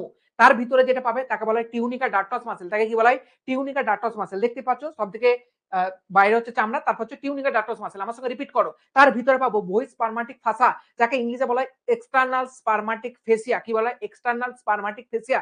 তার ভিতরে পাবো আরেকটা মাসেলের লেয়ারের অংশ, তাকে বলা হয় ক্রিমাস্টিক ফেসিয়া। কি বলা হয়? ক্রিমাস্টিক ফাসা। তার ভিতরে পাবো অন্তঃস্পার্মাটিক ফাসা, যাকে বলা হয় ইন্টারনাল স্পার্মাটিক ফাসা। তার একদম ভিতরে পাবো টিউনিকা ভ্যাজাইনালিস। আর তার ভিতরে পাবো একটা লেয়ার যে দুটো ভাগে থাকে, একটা হলো ভিসারাল আর একটা হলো প্যারাইটাল। অর্গানের অর্থাৎ শুক্রাশয়ের একদম কাছে যে লেয়ারটা থাকে তার নাম হলো ভিসারাল, তার বাইরে যে লেয়ারটা থাকে তাকে বলা হয় প্যারাইটাল। কটা লেয়ার থাকে? দুটো। ক্লিয়ার হয়ে গেছে? কি বলছে দেখো, উভয় স্তরের মাঝে হাইড্রোসিলিক তরল থাকে। এই হাইড্রোসিলিক তরল বা হাইড্রোসিলিক যে তরল, এটাই যদি পরিমাণে বেড়ে যায় তখনই যে রোগটা হয় তার নাম বললাম কি? হাইড্রোসিল। অর্থাৎ শুক্রাশয়ের মধ্যে জল জমা হওয়া। কখন হয়? হয় জেনারেলি ইনফেকশন হয়ে গেলে হয়। এবার প্রশ্ন হবে স্যার এই তরলটার কি প্রয়োজন? এই তরলটার জন্যই তো দেখতে পাচ্ছি মাঝে মধ্যে ইনফেকশন হয়ে গেলে হাইড্রোসিল হয়ে যাচ্ছে, কি এমন প্রয়োজন? মনে রাখবে এটা বাইরে ঘুরে বেড়াচ্ছে, যেখানে খুব স্ট্রং করে লেগে যেতে পারে, লেগে গেলে তো শুক্রাশয় নষ্ট হয়ে যাবে, শুক্রাশয় আঘাতপ্রাপ্ত হবে, অত তাড়াতাড়ি আঘাতপ্রাপ্ত দিলে হবে না। সেই কারণে এই তরলটা থাকে যাতে ঘর্ষণজনিত আঘাত থেকে শুক্রাশয়কে রক্ষা করতে পারে। কি করতে পারে? ঘর্ষণজনিত আঘাত থেকে শুক্রাশয়কে রক্ষা করতে পারে। ক্লিয়ার হয়ে গেছে? তাহলে হাইড্রোসিলিক তরলের কাজ কি? ঘর্ষণজনিত আঘাত থেকে শুক্রাশয়কে রক্ষা করা। ক্লিয়ার হয়ে গেছে? মনে রাখবে যে এই শুক্রাশয়টা শরীরের বাইরে কেন অবস্থিত বা এই স্ক্রুটার থলির মধ্যে কেন অবস্থিত। আমি বললাম যে বিশেষ ধরনের প্রোটেকশনের মাধ্যমে শুক্রাশয়কে 1 নম্বর প্রোটেকশন দেওয়া হয়। 2 নম্বর জিনিস, আমাদের শরীরের টেম্পারেচার জেনারেলি হয়ে থাকে 37 ডিগ্রি টেম্পারেচার। কত হয়ে থাকে? আমাদের বডি টেম্পারেচার কত? 37 ডিগ্রি সেন্টিগ্রেড। মনে রাখবে স্পারমাটোজেনেসিস বা স্পার্ম তৈরি করার জন্য বডিতে 37 ডিগ্রি টেম্পারেচার থাকলে হবে না। তাহলে বডিতে 37 ডিগ্রি টেম্পারেচার থাকলে যেহেতু স্পারমাটোজেনেসিস হবে না, তাহলে স্পারমাটোজেনেসিসের জন্য কি বডির টেম্পারেচার কমিয়ে দেবো? না। কারণ কি? 37 ডিগ্রি টেম্পারেচারে আমাদের বডির ম্যাক্সিমাম এনজাইম অ্যাক্টিভেটেড হয় এবং কাজ করে। তাহলে শুধু স্পার্ম তৈরি করার জন্য তো আর আমরা বডির বাকি কাজগুলোকে ব্যাহত করতে পারি না। সেই কারণে শরীর বলল যে যা এই শুক্রাশয়কে নিয়ে তোর জন্য একটা স্পেশাল ব্যবস্থা করে দিচ্ছি, বাইরে একটা কুঠুরি করে দিচ্ছি, ওখানে গিয়ে থাক। তখন বাইরে ওই স্ক্রুটাম থলি করলো এবং শুক্রাশয় তার মধ্যে পাঠিয়ে দিল। কারণ কি? ওই বাইরে থলির মধ্যে বডিতে যত টেম্পারেচার, অর্থাৎ বডিতে 37 ডিগ্রি টেম্পারেচার, এর থেকে মোটামুটি 2 থেকে 3 ডিগ্রি টেম্পারেচার কম থাকে বডির বাইরে স্ক্রুটাম থলির মধ্যে। এই যে এত আবরণী আছে এদের মধ্যে কাজ হচ্ছে বডির টেম্পারেচার থেকে একটু কম টেম্পারেচার রেগুলেট করা। এখানে দুটো মাসেল হেল্প করে, যে দুটো মাসেলের নাম এতক্ষণ ধরে বলে এলাম। একটা নাম হলো ডাক্টস মাসেল আর একটা হলো প্রিম্যাস্টেরিক মাসেল। ক্লিয়ার হয়ে গেছে? এই দুটো মাসেল বিশেষভাবে হেল্প করে টেম্পারেচার রেগুলেট করার জন্য বা টেম্পারেচার কমানোর জন্য। যদি মনে হয় স্যার ডাক্টোস মাসেল, প্রিমেস্টিক মাসেল এদের কনসেপ্ট পড়া, তাহলে নিটের ক্লাস জয়েন করো, ওখানে ওগুলো পড়ানো হয়। কারণ নিটের জন্য ইম্পর্টেন্ট, বোর্ডসের জন্য ইম্পর্টেন্ট না। বোর্ডসে যত গভীর জিনিস ঢোকাতে যাবে তত এখানে সিম্পল ছেলেরা থাকে যাদের শুধু পাস করাটা দায়িত্ব, যাদের ম্যাক্সিমাম নাম্বারটা পাওয়া দায়িত্ব, ততটা পর্যন্ত আমি বলে দিই। এরপরেও যদি কারো কনসেপ্ট লাগে নিটের ক্লাস জয়েন করো, সেখানে এনসিইআরটির প্রত্যেকটা লাইনকে আমার খণ্ডন করে আমি কেমন পড়াই জানো হয়তো। যদি না জেনে থাকো কোনো লেকচার আমার দেখে নেবে এনসিইআরটি, ওই রকম ভাবেই পড়ানো হবে। কদিন পর থেকে নিটের ব্যাচ স্টার্ট হবে, তখন সেখানে সম্পূর্ণভাবে পুরো এনসিইআরটি লাইন বাই লাইন ধরে ধরে পড়ানো হবে। ক্লিয়ার হয়ে গেছে? তাহলে এতটা পর্যন্ত যদি বুঝতে পেরে যাও তাহলে এই জিনিসটা বুঝতে পেরে গেছো কেন টেম্পারেচার কম থাকে। তাহলে এই জিনিসটা একটুখানি পড়ে নাও। স্ক্রুটামের উষ্ণতা সাধারণত দেহের স্বাভাবিক উষ্ণতার চেয়ে কম হয়। এর উষ্ণতা 33 ডিগ্রি সেন্টিগ্রেডের কাছাকাছি হয়। 33 ডিগ্রি সেন্টিগ্রেড তো অ্যাকিউরেট বলা যায় না, 33 ডিগ্রি থেকে 35 ডিগ্রি সেন্টিগ্রেডের মতো হয়ে থাকে। তাহলে শুক্রাশয়ের উষ্ণতা স্বাভাবিক দেহের উষ্ণতার চেয়ে অপেক্ষাকৃত 3 থেকে 4, এনসিইআরটির মতে এটা 2.5 থেকে 3 ডিগ্রি সেন্টিগ্রেডের কাছাকাছি হয়ে থাকে। ক্লিয়ার হয়ে গেছে? তাহলে কি বলছে? এই উষ্ণতা শুক্রাণু গঠনের পক্ষে আদর্শ। আমি একটু আগেই বললাম বডির মধ্যে স্পারমাটোজেনেসিস হবে না। কারণ কি? বডিতে থাকে টেম্পারেচার 37 ডিগ্রি সেন্টিগ্রেড, কিন্তু শুক্রাণু তৈরি বা স্পারমাটোজেনেসিসের জন্য টেম্পারেচার কত দরকার? দরকার এই 3 থেকে 4 ডিগ্রি বা 2 থেকে 3 ডিগ্রি সেন্টিগ্রেড, বডির থেকে কম অর্থাৎ 33 থেকে 35 ডিগ্রি সেন্টিগ্রেড টেম্পারেচার লাগবে। এবার প্রশ্ন হবে যে স্যার আমাদের বডিতে 37 ডিগ্রি কাজের সময় থাকবে, স্পারমাটোজেনেসিস করার সময় না হয় 2 ডিগ্রি 3 ডিগ্রি কমিয়ে নেবো, কি অসুবিধা আছে? অসুবিধা আছে, কারণ আমরা মনে রাখবে আমরা কি, আমরা কোন ধরনের প্রাণী? আমরা সবসময় আমাদের টেম্পারেচারকে সেম রাখি যে কোনো পরিবেশে। তাহলে এই জিনিসটাকে কি বলে জানো? জানো না তো? আমরা যখন পড়বো রেগুলেটর, তখন আমরা গিয়ে সেখানে পড়বো একদম লাস্ট চ্যাপ্টার। ক্লিয়ার হয়ে গেছে? তাহলে আমাদের বডি টেম্পারেচার 37 ডিগ্রি থেকে উপরেও উঠবে না, নিচেও হবে না। উপরে উঠে গেলেও ক্ষতি, তাকে আমরা কি বলি? ফিভার। তখন আমাদের শরীরে বিভিন্ন ধরনের প্রবলেম দেখা যায় না। মনে রাখবে যে ফিভার হয় বিভিন্ন প্রবলেমের জন্য, ফিভারের জন্য বিভিন্ন প্রবলেম হয় না।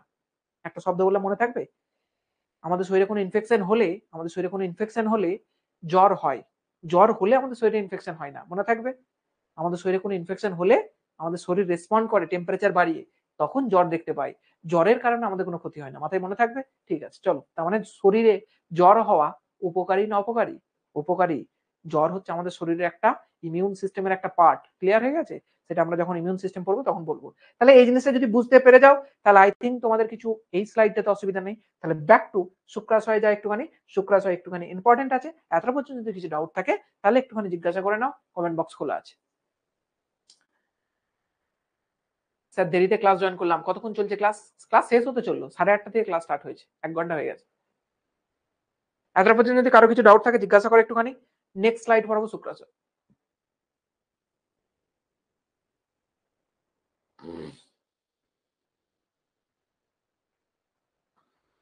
তাহলে আমার উপকার হচ্ছে, জ্বর তো কন্ট্রোল করবে, নাহলে ইনফেকশন তোমাকে মেরে দেবে। জ্বর বেশি আছে মানে তুমি কি ভাবছো কন্ট্রোল হয়ে যাবে? জ্বরের ওষুধ খাবে। জ্বরের ওষুধকে আমরা কি বলে থাকি? অ্যান্টিপাইরেটিক। তার মানে ফিভারকে কি বলা হয়? পাইরেক্সিয়া। ফিভারকে কি বলা হয়? পাইরেক্সিয়া। সেই কারণে আমরা ডাক্তাররা কি ওষুধ দিয়ে থাকি? অ্যান্টিপাইরেটিক। প্যারাসিটামল যে খাও তাকে বলা হয় অ্যান্টিপাইরেটিক। কি বলা হয়? অ্যান্টিপাইরেটিক। ক্লিয়ার হয়ে গেছে? সেই চ্যাপ্টারের জন্য কতগুলো লেকচার লাগবে? একদম ক্লাসের শুরুতেই তো বললাম যে 5 থেকে 6টা লেকচার লাগবে। স্যার স্পার্মের বাহক নেই? স্পার্মের আবার কে বাহক হবে? স্পার্ম নিজেই সাঁতার কেটে কেটে যায়। বললাম না ফ্ল্যাজেলা আছে। স্যার পরিবেশের সঙ্গে মানিয়ে নেওয়াকে বলে অভিযোজন। এগুলো ছোটবেলার সংজ্ঞা, এখনকার সংজ্ঞা নয়। আর আপনার পড়ানো আমি খুব ভালো করে বুঝি। Thank you. Thank you. তুমি আমার ক্লাসে অ্যাডমিশন নেওয়ার জন্য। তোমার কারণে আমার একটুখানি আর্থিক সচ্ছলতা এসেছে। ঠিক আছে চলো। স্ক্রুটাম পড়ানো হয়ে গেছে। এবার আমরা শুক্রাশয় পড়ি। তাহলে স্ক্রুটামের মধ্যে আলটিমেট রয়েছে কি? ইম্পর্টেন্ট যে জিনিসটা সেটা ছবি এখানে দেখতে পাচ্ছ। এই জিনিসটা শুক্রাশয়, যাকে ইংলিশে কি বলা হয়? টেস্টিস। TESTIS। এটা একটা আছে। দুটো থাকা মানে TESTES। মনে আছে তো? মনে রাখবে, নাহলে বিয়ে হবে না কিন্তু। তারপরে মনে রাখবে এই শুক্রাশয়ের আমাদেরকে আলটিমেটলি কি করতে হবে? গঠন। আমরা এতক্ষণ পর্যন্ত স্ক্রুটামের 7টা লেয়ার পড়ে এলাম। আমরা দেখতে পাই এই যে জিনিসটা আছে শুক্রাশয়, এর স্ক্রুটামের উপর কত ভরসা আছে জানি না, ওর নিজের চারপাশে 3টে লেয়ার দিকে রাখে। কটা লেয়ার? 3টে। প্রথম লেয়ারের নাম কি? সবথেকে বাইরের যে লেয়ার তার নাম হলো টিউনিকা ভ্যাজাইনালিস। তারপরের নাম কি? টিউনিকা অ্যালবুজিনিয়া। সবথেকে ভিতরের নাম কি? টিউনিকা ভাস্কুলেসা। দেখতে পাচ্ছ ভ্যাজাইনালিস সবথেকে বাইরের লেয়ার, তারপর টিউনিকা অ্যালবুজিনিয়া, তারপর হচ্ছে টিউনিকা ভাস্কুলেসা। তাহলে এখানে দেখো 3টে লেয়ারের নাম লেখা নেই। টিউনিকা অ্যালবুজিনিয়া লেখা আছে, তার মানে এখানে টিউনিকা তোমরা লিখে নেবে ভ্যাজাইনালিস আর টিউনিকা ভাস্কুলেসা। ক্লিয়ার হয়ে গেছে? তাহলে 3টে লেয়ার থাকে। প্রতিটি শুক্রাশয়ে কটা লেয়ার থাকে? 3টি লেয়ার থাকে। মনে থাকবে, এমসিকিউ যদি আসে যেন করতে পারো এটা। শুক্রাশয়ে কটি লেয়ার থাকে? 3টে। স্ক্রুটামে কটা থাকে? 7টা। মনে থাকবে 3টে লেয়ার কি কি? Tunica vaginalis, tunica albuginea, tunica vasculosa. এবং এই যে লেয়ার গুলো থাকে এরা শরীরের মধ্যে যখন শুক্রাশয়ের মধ্যে প্রবেশ করে, তখন এখানে ছবি আঁকে একটুখানি দেখায়, এরা যখন শরীরের মধ্যে প্রবেশ করে তখন আমরা কি দেখতে পাই? না ধরো কথার জন্য বলছি, এটা ধরো একটা শুক্রাশয়। এই শুক্রাশয়ের চারপাশে এরকম করে লেয়ার দেখতে পাই। আমরা কি দেখতে পাই? এরকম লেয়ার দেখতে পাই। এবার বেশ কিছু লেয়ার আছে যারা পূর্ণ নয়, অর্থাৎ অর্ধেকটা পর্যন্ত কভার করে, এবং বাইরের লেয়ারটা শুধুমাত্র পূর্ণ থাকে, অর্থাৎ গোটা স্ক্রুটামকে মোটামুটি ঘিরে থাকে। তাহলে ভিতরে যে লেয়ার গুলো থাকে ওরা এরকম ভাবে কম্পার্টমেন্ট তৈরি করে। কি তৈরি করে? এরকম ভাবে কম্পার্টমেন্ট। শুক্রাশয়ের মধ্যে এরকম কম্পার্টমেন্ট, তোমরা কম বেশি ছবিটা এরকমই দেখেছো শুক্রাশয়। তাহলে এই যে কম্পার্টমেন্ট তৈরি করলো, এগুলো কারা তৈরি করলো? এই শুক্রাশয়ের চারপাশে যে তন্তুগুলো আছে তারাই। কি লেখা আছে? নামক দৃঢ় তন্তু আবরক দিয়ে ঢাকা থাকে। এই আবরণী থেকে কয়েকটি তন্তু নিচের দিকে বিস্তৃত হয়ে শুক্রাশয়কে কতকগুলি প্রকোষ্ঠে বা খণ্ডে বিভক্ত করে। তাহলে এই যে দেখতে পাচ্ছ এক একটা খণ্ড, এই যে একটা খণ্ড, এই যে একটা খণ্ড, এই যে একটা খণ্ড, এই যে একটা খণ্ড, দেখতে পাচ্ছ না? পাচ্ছ না? এই যে একটা খণ্ড, এই যে একটা খণ্ড। তাহলে এই যে খণ্ডগুলো পরিণত হচ্ছে কাদের জন্য হচ্ছে? এই লেয়ার গুলোই নিজে থেকে খণ্ডগুলো তৈরি করছে। বেশি ডিটেলস চাইলে আবারও বলে দিচ্ছি, নিটের ক্লাসটা একবার দেখবে। এই প্রকোষ্ঠগুলি অসংখ্য শুক্র কুণ্ডলীকৃত শুক্র উৎপাদক নালিকা, যাকে বলে সেমিনিফেরাস কি নালী দ্বারা গঠিত। এই ছবিটা আমি মুছে দিলাম। দেখো এখানে ছবির মধ্যে তোমরা দেখতে পাচ্ছ এরকম নালীর মতো কুণ্ডলীকৃত প্রচুর এখানে নালীর মতো জিনিস আছে, যাদেরকে কি বলা হয়? সেমিনিফেরাস নালিকা। কি বলা হয়? সেমিনিফেরাস নালিকা। কার মধ্যে থাকে? এই প্রকোষ্ঠের মধ্যে থাকে। কার মধ্যে থাকে? এই প্রকোষ্ঠের মধ্যে থাকে। ক্লিয়ার হয়ে গেছে? এই প্রকোষ্ঠের মধ্যে এই যে নালিকাগুলো থাকে সেমিনিফেরাস নালিকা, আলটিমেটলি এর মধ্যে তৈরি হয় শুক্রাণু। এর মধ্যে তৈরি হয় কি? শুক্রাণু। তাহলে প্রধান জননাঙ্গের নাম হলো শুক্রাশয়। শুক্রাশয়ের মধ্যে প্রধান যে জায়গাটা যেখানে শুক্রাণু তৈরি হয় তার নাম হলো এই যে নালী, তাকে বলা হয় সেমিনিফেরাস নালী। যার মধ্যে শুক্রাণু তৈরি হয় তাই তাকে বাংলায় বলা হচ্ছে শুক্রাণু বা শুক্র উৎপাদক নালিকা। কি বলা হচ্ছে? শুক্র উৎপাদক নালিকা। কি বলা হচ্ছে? শুক্র উৎপাদক নালিকা। ক্লিয়ার হয়ে গেছে? তাকে ইংলিশে কি বলা হয়? Seminiferous tubule. এই সেমিনিফেরাস টিবিউল কোথায় অবস্থান করে? তাহলে দেখতে পাচ্ছ এই প্রকোষ্ঠের মধ্যে অবস্থান করে। কার মধ্যে অবস্থান করে? শুক্রাশয়ের মধ্যে ছোট ছোট প্রকোষ্ঠ আছে, তার মধ্যে অবস্থান করে। এক একটা টেস্টিসে মোটামুটি 250টার মতো প্রকোষ্ঠ আছে। কতগুলো প্রকোষ্ঠ আছে? এক একটা টেস্টিসে মোটামুটি 250 প্রকোষ্ঠ আছে। কতগুলো প্রকোষ্ঠ আছে একটা টেস্টিসে? তার মানে একটা টেস্টিস, TESTIS, একটা টেস্টিসে কত আছে? 250 প্রকোষ্ঠ। তাহলে দুটোতে কত হবে? প্রায় 500-র মতো প্রকোষ্ঠ হবে। ক্লিয়ার হয়ে গেছে? বলছে এই নালিকাগুলি পরস্পর যুক্ত হয়ে ঋজু নালিকা গঠন করে। এই যে নালিকাগুলো দেখতে পাচ্ছ, এগুলো যখন বেরিয়ে আসে ছোট ছোট ঋজু, মানে কি জড়িয়ে থাকা নালিকা বা ওই রকম পেঁচিয়ে থাকা নালিকা গঠন করে, যারা পরবর্তীতে এসে এই অংশটা গঠন করে। এই অংশটা দেখো নেটের মতো বা জালের মতো দেখতে না? এরকম টাইপ নেই? জালের মতো এরকম টাইপ দেখো একটা স্ট্রাকচার গঠন করেছে না জালের মতো? এবার জাল বা নেট, সেখান থেকে মনে রাখবে নেট থেকে রেটি। কি মনে রাখবে? নেট থেকে নেটি থেকে মনে রাখবে নেট, নেট থেকে মনে রাখবে রেটি। কি মনে রাখবে? রেটি। তার মানে টেস্টিসের মধ্যে যে এই নেটের মতো অংশ তৈরি করে তাকে বলে রেটি টেস্টিস। নেটি টেস্টিস বলবে না, বলবে রেটি টেস্টিস। কি বলবে? রেটি টেস্টিস। নেটি টেস্টিস নয়, নেটি নয়, নেটই নয়, রেটি টেস্টিস। আমি জাস্ট মনে রাখার জন্য নেট বললাম, যে জালের মতো যে স্ট্রাকচার দেখতে পাও তাকে বলা হয় রেটি টেস্টিস। ক্লিয়ার হয়ে গেছে? তারপরে এই রেটি টেস্টিস গুলো মিলিত হয়ে যে জিনিসটা তৈরি করে তাকে বলা হয়, এই যে জায়গাটা, একে বলা হয় ভাষা ইফারেন্সিয়া। কি বলা হয়? ভাষা ইফারেন্সিয়া। তার মানে প্রথমে কি পেলাম? সেমিনিফেরাস নালিকা। তারপরে কি পাচ্ছি? রেটি টেস্টিস। তারপরে ছোট্ট অংশটা পাচ্ছি, একে বলে ভাষা ইফারেন্সিয়া। আর তারপরে যে বড় অংশটা তাকেই বলা হয় এপিডিডাইমিস। যে জিনিসটা, এই যে পুরো এই জিনিসটা দেখতে পাচ্ছ, একে বলা হয় এপিডিডাইমিস। এই এপিডিডাইমিসের পরে এই যে বড় নালীটা, একে বলা হয় ভাস ডিফারেন্স। এই জিনিসটা বহুবার নিটে কোশ্চেন এসছে, বোর্ডসের কোশ্চেন দেবে কিনা চিন্তার বিষয়। সেই কারণে মনে রাখবে, একদম এখান থেকে শুরু করে এতটা পর্যন্ত তোমাকে মুখস্থ রাখতেই হবে, এবং এই পরবর্তী যে জনন অঙ্গের মাধ্যমে শুক্রাণু বাহিত হয় সেটাও কিন্তু জেনে রাখা খুব প্রয়োজনীয়। কমেন্ট বন্ধ করো, আমি এক্ষুনি পড়িয়ে কমেন্ট দেখছি। রেটি টেস্টিস হলো, তারপরে ভাষা ইফারেন্সিয়া, এবং ভাষা ইফারেন্সিয়া আলটিমেটলি গিয়ে কি তৈরি করছে? এপিডিডাইমিস। কি তৈরি করছে? এপিডিডাইমিস। এপিডিডাইমিস কোথায় অবস্থান করে? না শুক্রাশয়ের পশ্চাৎ ভাগে। কোথায়? শুক্রাশয়ের পশ্চাৎ ভাগে কুণ্ডলাকার অবস্থান করে, এবং শুক্রাশয় শুক্রাণু উৎপাদন করে এবং টেস্টোস্টেরন নামক হরমোন নিঃসরণ করে। এটা শুক্রাশয় একটা বেসিক একদম ধারণা আমি বলে দিলাম। যদি এর থেকেও ডিটেলস ধারণা চাও তাহলে এনসিইআরটি ক্লাস যখন আমি করাবো তখন সেগুলোকে করে নেবে, বা যদি লেকচারে জয়েন করে থাকো দুরন্ত ব্যাচে তাহলে সেখান থেকে যখন করাবো দেখতে পাবে। ক্লিয়ার হয়ে গেছে? এই ছবিটা যদি বুঝতে অসুবিধা হয়, ছবিটা এখান থেকে আমি দেখাচ্ছি, বলো কার কি ডাউট আছে? স্যার আমার নাম্বারটা ঘুরে বেড়াচ্ছে। হ্যাঁ, ঘুরে বেড়াবে ওটা।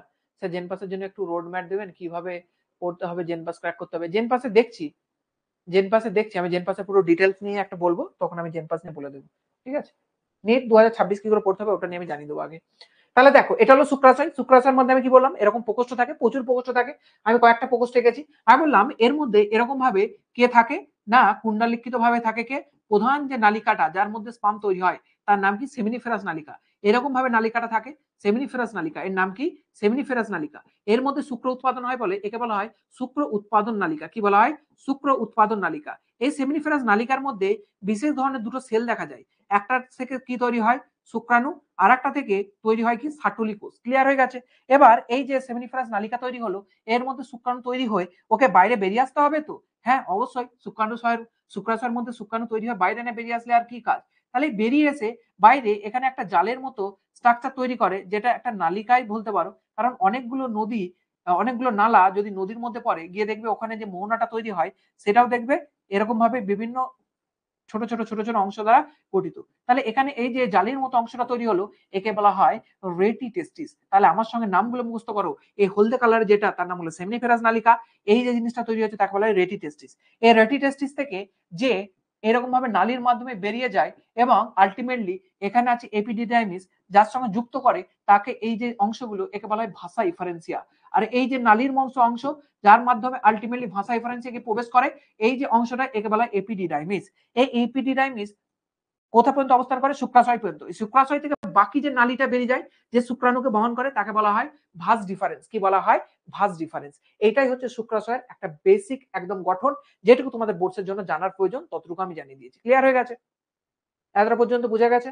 এতটা পর্যন্ত যদি বুঝতে না পারো ছবিটা আরেকবার দেখো তাহলে বুঝতে পেরে যাবে। ক্লিয়ার হয়ে গেছে?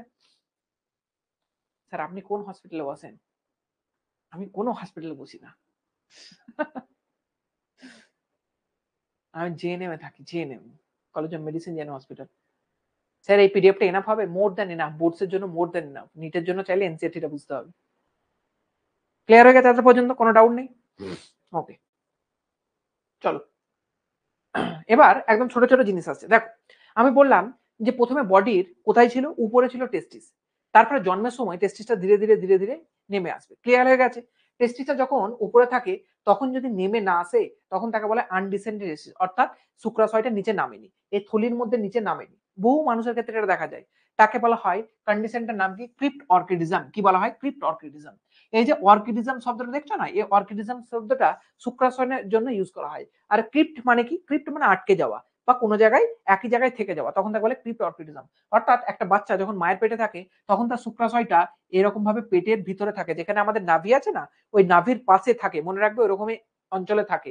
তারপরে ধীরে ধীরে ওটা নিচে নামে একটা বিশেষ নালীর মাধ্যমে, যেটা কনসেপ্ট আমার এখানে বলার কোনো প্রয়োজন নেই, কারণ অতটা জানিয়ে কিছু লাভ নেই। ক্লিয়ার হয়ে গেছে? বলেই দিই, একটা নালীর মাধ্যমে যাবে যার নাম হচ্ছে ইঙ্গুইনাল ক্যানাল। কি নাম? Inguinal canal. এই ক্যানালের মাধ্যমে টেস্টিসটা এরকম ভাবে কোথায় নেমে আসে? আলটিমেট শুক্রাশয়ের মধ্যে। কোথায় নেমে আসে? শুক্রাশয়ের মধ্যে। এই বাই চান্স যদি টেস্টিস না নামে তখন একটা ক্ষতিকারক কন্ডিশন তৈরি হয় যাকে বলা হয় ক্রিপ্ট অর্কিডিজম। তখন ওই কন্ডিশনকে কি বলা হয়? ক্রিপ্ট অর্কিডিজম। এখানে কি লেখা আছে দেখো, যদি কোনো কারণে শুক্রাশয় উদর গহ্বর অর্থাৎ পেলভিক রিজিয়ন থেকে স্ক্রুটামে, কোথায়? স্ক্রুটামে না নেমে এসে উদর গহ্বরেই থেকে যায়, তখন সে অবস্থাকে বলা হয় ক্রিপ্ট অর্কিডিজম। ক্লিয়ার হয়ে গেছে? এইরকম শুক্রাশয় শুক্রাণু উৎপাদন হয় না, কিন্তু টেস্টোস্টেরন খরিত হয়, গৌণ যৌন লক্ষণগুলি প্রকাশিত হয়। তাহলে আমি আগেই বলেছিলাম, যদি টেস্টিস বডির মধ্যে থেকে যায়, বডি টেম্পারেচার যদি 37 ডিগ্রি হয়, সেখানে শুক্রাণু উৎপাদন হবে কি? হবে না। তাহলে শুক্রাশয়ের মধ্যেই একমাত্র শুক্রাণু উৎপাদন হবে যখন সে স্ক্রুটামের মধ্যে থাকবে। দেহের মধ্যে থাকলে কিন্তু শুক্রাণু উৎপাদন হবে না। এই কন্ডিশনটা দেখতে পাচ্ছ? যে কন্ডিশনে আমরা কি দেখতে পাচ্ছি না, শুক্রাশয়টা দেহের ভিতরে অর্থাৎ উদর গহ্বর রিজিয়নে থেকে যাচ্ছে, সেই কারণে এখানে কিন্তু কোনো রকম ভাবে শুক্রাণু উৎপাদন হবে না। ক্লিয়ার হয়ে গেছে এতটা পর্যন্ত? আই থিঙ্ক কোনো ডাউট নেই। এবার আছে ছোট ছোট জিনিস, সেটা হচ্ছে এপিডিডাইমিস। এপিডাইমিস কি? শুক্রাশয় থেকে বেরিয়ে যে নালীর মতো অংশ দেখতে পাই কুণ্ডালিখিত, তাকে বলা হয় এপিডিডাইমিস। এই নালীর মতো অংশটা বেশ কিছু প্রান্তে ভাগ থাকে, ঠিক আছে? তিনটে ভাগে ভাগ থাকে জেনারেলি। এক নম্বর কি দেখতে পাই? এই যে উপরের অংশটা, একে বলা হয় হেড, তারপর বডি, তারপর দেখতে পাই লেজ, যাকে ইংলিশে বলা হয় ক্যাপুট। এই জিনিসগুলো বোর্ডসের জন্য খুব একটা প্রয়োজন নয়, সেই কারণে আমি এখানে বলছি না। কারো যদি জ্ঞানী মানুষের যদি মনে হয় যে খুব প্রয়োজন আছে, আপনি করাচ্ছেন না কেন? আমি করাবো, নিটের ক্লাসে করাবো, সেখানে জয়েন করবে, সেখানে পেয়ে যাবে। কারণ এখানে আমি বলছি তো, এখানে একটা ছেলে যেমন ফুল নাম্বার পেতে চায়, একটা ছেলে পাসও করতে চায়। যে ফুল নাম্বার পেতে চায় তার জন্য নিটের ক্লাস রয়েছে, সে যদি অতই ভালো স্টুডেন্ট হয়। আর যে ছেলেটা শুধু পাস করতে চায় তার জন্য যেন এই ক্লাসটা মোর দ্যান এনাফ হয়। তাকে বেশি ঢুকিয়ে আমি করবোটা কি? তার তো বেশি জেনে কিছু কাজও নেই, তাই না? সেই কারণে তাহলে এপিডেরামিস ওই শুক্রাশয় থেকে বেরিয়ে আসে। দেখো কি লেখা আছে, প্রায় 6 মিটার দীর্ঘ কুণ্ডালিকৃত নালিকা, যা শুক্রাশয়ের মধ্যদেশের দৈর্ঘ্য বরাবর বিস্তৃত। এই যে দৈর্ঘ্য বরাবর বিস্তৃত, ক্লিয়ার হয়ে গেছে? ঊর্ধ্ব প্রান্ত শুক্রাশয়ের ঊর্ধ্ব মেরুতে যুক্ত থাকে এবং শেষ প্রান্ত ভাঁজ ডিফারেন্স বা শুক্রনালীর সঙ্গে যুক্ত হয়। আমি কি বললাম যে এই শুক্রাশয় থেকে বেরিয়ে আসে এপিডিডাইমিস এবং আলটিমেটলি এই যে নালীর মতো অংশটা তৈরি করে তাকে বলা হয় ভাঁজ ডিফারেন্স। তাহলে একদিকেও শুক্রাশয়ের সঙ্গে যুক্ত থাকে আর একদিকে ভাঁজ ডিফারেন্সের সঙ্গে যুক্ত থাকে। ক্লিয়ার হয়ে গেছে? এর কাজ কি? এই নালীর মধ্যে শুক্রাণু সাময়িকভাবে অবস্থান করে, কিছুদিনের জন্য ওখানে ওয়েট করে। কত ঘন্টা? প্রায় 18 থেকে 24 ঘন্টা পর্যন্ত ওয়েট করে। এটা মাঝে মধ্যে কোশ্চেন দেয়, করতে পারো। এখানে পুষ্টি পায় এবং গতিশীলতা অর্জন করে। এটা ভেরি ভেরি ইম্পর্টেন্ট। তোমাদেরকে যদি জিজ্ঞাসা করে যে শুক্রাণু কোথায় পুষ্টি পায় এবং গতিশীলতা অর্জন করে, এই দুটোই শব্দ থাকে যে পুষ্টি এবং গতিশীলতা, তাহলে তোমাদের অ্যান্সার হবে এপিডাইমিস। নিটের জন্য ইম্পর্টেন্ট, বোর্ডসের জন্য ইম্পর্টেন্ট, যে কোনো কম্পিটিটিভ এক্সামের জন্য এই লাইনটা কিন্তু বিশাল ইম্পর্টেন্ট, যে শুক্রাণু কোথায় পুষ্টি পায় এবং কোথায় গতিশীলতা অর্জন করে। অ্যান্সার হবে কি? এপিডিডাইমিস। অর্থাৎ শুক্রাশয় থেকে বেরিয়ে যে নালীর মতো অংশটা থাকে, যেটা কুণ্ডালিকৃত, যেটা দৈর্ঘ্য প্রায় কত বলছে 6 মিটারের মতো হতে পারে। ক্লিয়ার হয়ে গেছে? ওখান থেকে বেরিয়ে আরেকটা নালী, বিশাল সহজ জিনিস, কিছুই না, তার নাম হচ্ছে ভাঁজ ডিফারেন্স, যাকে বলা হয় শুক্রনালী। এটা দীর্ঘ হয়ে থাকে, সূক্ষ্ম হয়ে থাকে, কিছুটা কুণ্ডালিকৃত নালীর সঙ্গে যুক্ত থাকে এবং একে শুক্রনালী বা ভাঁজ ডিফারেন্স বলে। এর কাজ কি? এই নালীর মাধ্যমে শুক্রাণুটা জাস্ট যেখানে তৈরি হয়েছিল সেখান থেকে বাইরের দিকে বেরিয়ে আসবে। কি করে বেরিয়ে আসবে সেটা আমরা পরে দেখবো। এই নালীর মাধ্যমে শুক্রথলি থেকে শুক্রাণু বাহিত হয়ে মূত্রনালীতে পৌঁছায়। মূত্রনালী মানে কি? আমি বলেছিলাম যে মহিলাদের ক্ষেত্রে দুটো ছিদ্র থাকে, একটা মূত্র ছিদ্র আর একটা হচ্ছে ভ্যাজাইনা বা যাকে বলে যোনি ছিদ্র। কিন্তু পুরুষদের মাত্র একটাই ছিদ্র, যেটার মাধ্যমে সিমেন বা শুক্রাণু বেরিয়ে আসবে। সিমেন বা শুক্রাণু বলা ভুল, সিমেনের মধ্যে থাকে শুক্রাণু, যেটা আমরা পরবর্তীতে পড়বো। সিমেনকে বাংলায় কি বলে জানো? সিমেনকে বাংলায় বলা হয় বীর্য। ক্লিয়ার হয়ে গেছে? এই বীর্যের মধ্যে থাকে কি? স্পার্ম বা শুক্রাণু। সেটা শরীরে বেরিয়ে আসে কি? এই মূত্র ছিদ্রের মাধ্যমে। আর একইভাবে মূত্র বেরিয়ে আসে মূত্র ছিদ্রের মাধ্যমে। তাহলে আলটিমেটলি এই নালীর কাজ কি? এই নালীর কাজ হচ্ছে মূত্র নালী পর্যন্ত যেন মিনিমাম পৌঁছে দেওয়া যায়। ক্লিয়ার হয়ে গেছে? তাহলে এই নালীর ওটাই কাজ। তাহলে এর কাজ কি? শুক্রাণু সঞ্চয় করে, শুক্রাণু পরিবহন করে এবং পুষ্টিতে সাহায্য করে। সুতরাং এই পুষ্টি শব্দটা ম্যাক্সিমাম জায়গাতেই পেতে পারো, কিন্তু এই যে গতিশীলতা শব্দটা এই যে সব জায়গায় পাবে না। সুতরাং এই গতিশীলতা শব্দটা যখনই দেখবে অ্যান্সার তোমাদের কি হবে? এপিডিডাইমিস। কি অ্যান্সার হবে? এপিডিডাইমিস। মনে থাকে জানো, বিশাল ইম্পর্টেন্ট কোশ্চেন, আবারও বলছি। একটা এখানে শুক্রনালী বা ভাঁজ ডিফারেন্স থেকে একটা কোশ্চেন, যেটা এইমাত্র বলে আসলাম, সেটা দেখে নাও। বলছে শুক্রাশয় থেকে উৎপন্ন ইঙ্গুইনাল ক্যানাল এর মধ্য দিয়ে বিস্তৃত হয়ে বহিস্থ গহ্বরে প্রবেশ করে এবং মূত্রাশয়ের উপর লুপ গঠন করে শুক্রাশয়ের বিবাদেশে প্রবেশ করে। কার কথা বলছে এটা? না, এই ভাঁজ ডিফারেন্সের কথা বলছে। কার কথা বলছে? ভাঁজ ডিফারেন্সের কথা বলছে। এই ইঙ্গুইনাল ক্যানাল জিনিসটা এইমাত্র বললাম, যে যার মাধ্যমে জেনারেলি, যে নালীর মাধ্যমে জেনারেলি শুক্রাশয়টা নিচে নেমে আসে, এই নালীটাকে কি বলা হয়? Inguinal canal. তাহলে ভাঁজ ডিফারেন্স কি হচ্ছে? আলটিমেটলি এই শুক্রাশয় থেকে বেরোচ্ছে, এই দেখো লাল কালারে, এবং ইঙ্গুইনাল ক্যানালের মাধ্যমে যাচ্ছে। আর এখানে আছে আমাদের মূত্রথলি। এই মূত্রথলির পিছন দিক দিয়ে ঘুরে আসে, এরকম সামনের দিকে আসে। তাহলে আলটিমেটলি আমি কি বোঝাতে চাইছি? ভালো করে বোঝো জিনিসটা। এখানে যদি ধরো এরকম ভাবে টেস্টিস আছে, জাস্ট ধরো, তাহলে এই যে লাল কালার জিনিসটা বেরিয়ে যাচ্ছে, এটা হলো ভাঁজ ডিফারেন্স। এখানে আছে আমাদের মূত্রথলি। আমরা দেখতে পাই এখানে একটা ক্যানাল আছে যার মাধ্যমে টেস্টিসটা নেমে এসেছিল। এই ইঙ্গুইনাল ক্যানাল দিয়ে হয়ে এই মূত্রথলির পিছন দিক দিয়ে একটা লুপ তৈরি করে কে, না ভাস ডিফারেন্স, এটা লেখা আছে। বলছে এটা শুক্রাশয় থেকে উৎপন্ন হয়ে ইঙ্গুইনাল ক্যানালের মধ্য দিয়ে বিস্তৃত হয় এবং বহিস্থ গহ্বরে বা পেলভিক ক্যাভিটিতে প্রবেশ করে এবং মূত্রাশয়ের উপরে লুপ গঠন করে এবং মূত্রাশয়ের গিবাদেশে প্রবেশ করে এবং মূত্রনালীতে উন্মুক্ত হয়। ক্লিয়ার হয়ে গেছে? যদি বুঝতে না পারো, বিশাল কঠিন কনসেপ্ট কিছু নয়, হালকা একটু ঠান্ডা মাথায় বুঝবে, বইয়ের ছবি দেখবে, ক্লিয়ার হয়ে যাবে। ক্লিয়ার হয়ে গেছে? স্যার এগুলো পড়লে অল কমন আসে তো? More than enough, more than enough, আবারও বলছি। তারপর হচ্ছে শুক্রথলি বা সেমিনাল ভেসাইকেল। আমরা যখন এই স্ট্রাকচারটা যখন দেখেছিলাম, এই যে কোথায় চলে এলাম, আচ্ছা, আমরা যখন একদম বেসিক এই ছবিটা দেখেছিলাম, এই যে ছবিটা দেখেছিলাম, এখানে আমি তোমাদেরকে বলেছিলাম যে এই যে একটা থলির মতো অংশ, একে আমরা কি বলে থাকি, একেই বলে থাকি শুক্রথলি বা সেমিনাল ভেসাইকেল। ইংলিশে কি বলা হয় একে? সেমিনাল ভেসাইকেল। তাহলে শুক্রথলি বা সেমিনাল ভেসাইকেলটাই আমরা এখন দেখার চেষ্টা করছি। ক্লিয়ার হয়ে গেছে? এর মধ্যে কি থাকে দেখো, এটি মূত্রাশয়ের গ্রীবার দুপাশে অবস্থান করে। শুক্রথলি থাকে, এর মধ্যে শুক্র রস থাকে, কি থাকে? শুক্র রস। এই সেমিনাল ভেসাইকেল থেকে আলটিমেটলি আমাদের জিনিস যেটা শুক্রাণুকে বহন করে বীর্য, সেটা তৈরি হয়, তাকে বলা হয় সিমেন। একেই বাংলায় ভাষা বলেছে শুক্র রস। এই শুক্র রস ও শুক্রাণুগুলি অবস্থান করে কার মধ্যে? সেমিনাল ভেসাইকেল। কাজ কি? এই অংশে নিঃসৃত তরলে উপস্থিত ফ্রুক্টোজ সেট্রেট শুক্রাণুর পুষ্টিতে সাহায্য করে, ফলে শুক্রাণু চলন শক্তি বৃদ্ধি পায়। একটা জিনিস মনে রাখবে, পুষ্টি, আর একটা জিনিস মনে রাখবে গতিশীলতা। মনে রাখবে গতিশীলতা পায় এপিডিডাইমিসে, পুষ্টি সব জায়গাতেই পায়, এখানেও পায়, এখানেও পায়, এখানেও পায়, দুনিয়ার সব জায়গাতেই পুষ্টি যেখানে পাবে শুক্রাণু সেখানে নিয়ে নেবে। কিন্তু গতিশীলতা অর্জন করে কোথায়? এপিডার্মিস। বিশাল ইম্পর্টেন্ট কোশ্চেন, আবারও বলছি, নিটের জন্য বিশাল ইম্পর্টেন্ট কোশ্চেন। ক্লিয়ার হয়ে গেছে? ক্লিয়ার হয়ে গেছে এতটা পর্যন্ত? তাহলে এটা হচ্ছে সেমিনাল ভেসাইকেল বা শুক্রথলির কাজ আমি বুঝিয়ে দিলাম। এরপর হচ্ছে নিক্ষেপণ নালী। নিক্ষেপণ নালী আর কিছুই না, ওই সেমিনাল ভেসাইকেল থেকে বেরিয়ে যে নালীটা থাকে তাকে বলে নিক্ষেপণ নালী বা ইজাকুলেটরি ডাক্ট। ওটাই লেখা আছে দেখো, ওই যে শুক্রথলি থেকে যে সূক্ষ্ম নালী দিয়ে মূত্রনালীতে উন্মুক্ত থাকে তাকে বলে নিক্ষেপণ নালী। নিক্ষেপণ নালী, এই নালী শুক্রথলির নালী এবং শুক্রনালীর মিলিত হয়ে গঠিত হয়। সঙ্গমকালে এই নালীর মাধ্যমে শুক্রাণু মূত্রথলিতে নিক্ষেপিত হয়। ক্লিয়ার হয়ে গেছে? এরপর হচ্ছে পোস্টেট। একটা পুরুষ দেহের নিচের দিকে এই মূত্রথলির নিচে একটা এরকম নাসপাতির মতো অংশ থাকে, তাকে বলা হয় প্রোস্টেট। কি বলা হয়? প্রোস্টেট। এই প্রোস্টেট থেকেও বেশ কিছু সিক্রেশন হয়, যেমন সেমিনাল ভেসাইকেল থেকে দেখলাম। বলছে মূত্রাশয়ের গ্রীবাদেশে, গ্রীবাদেশে মানে কি? নিচে। গ্রীবাদেশে মানে কি? নিচে। গোড়ায় মূত্রথলিকে বেষ্টন করে আনুষঙ্গিক গ্রন্থি থাকে, তাকে বলা হয় পোস্টেট গ্রন্থি।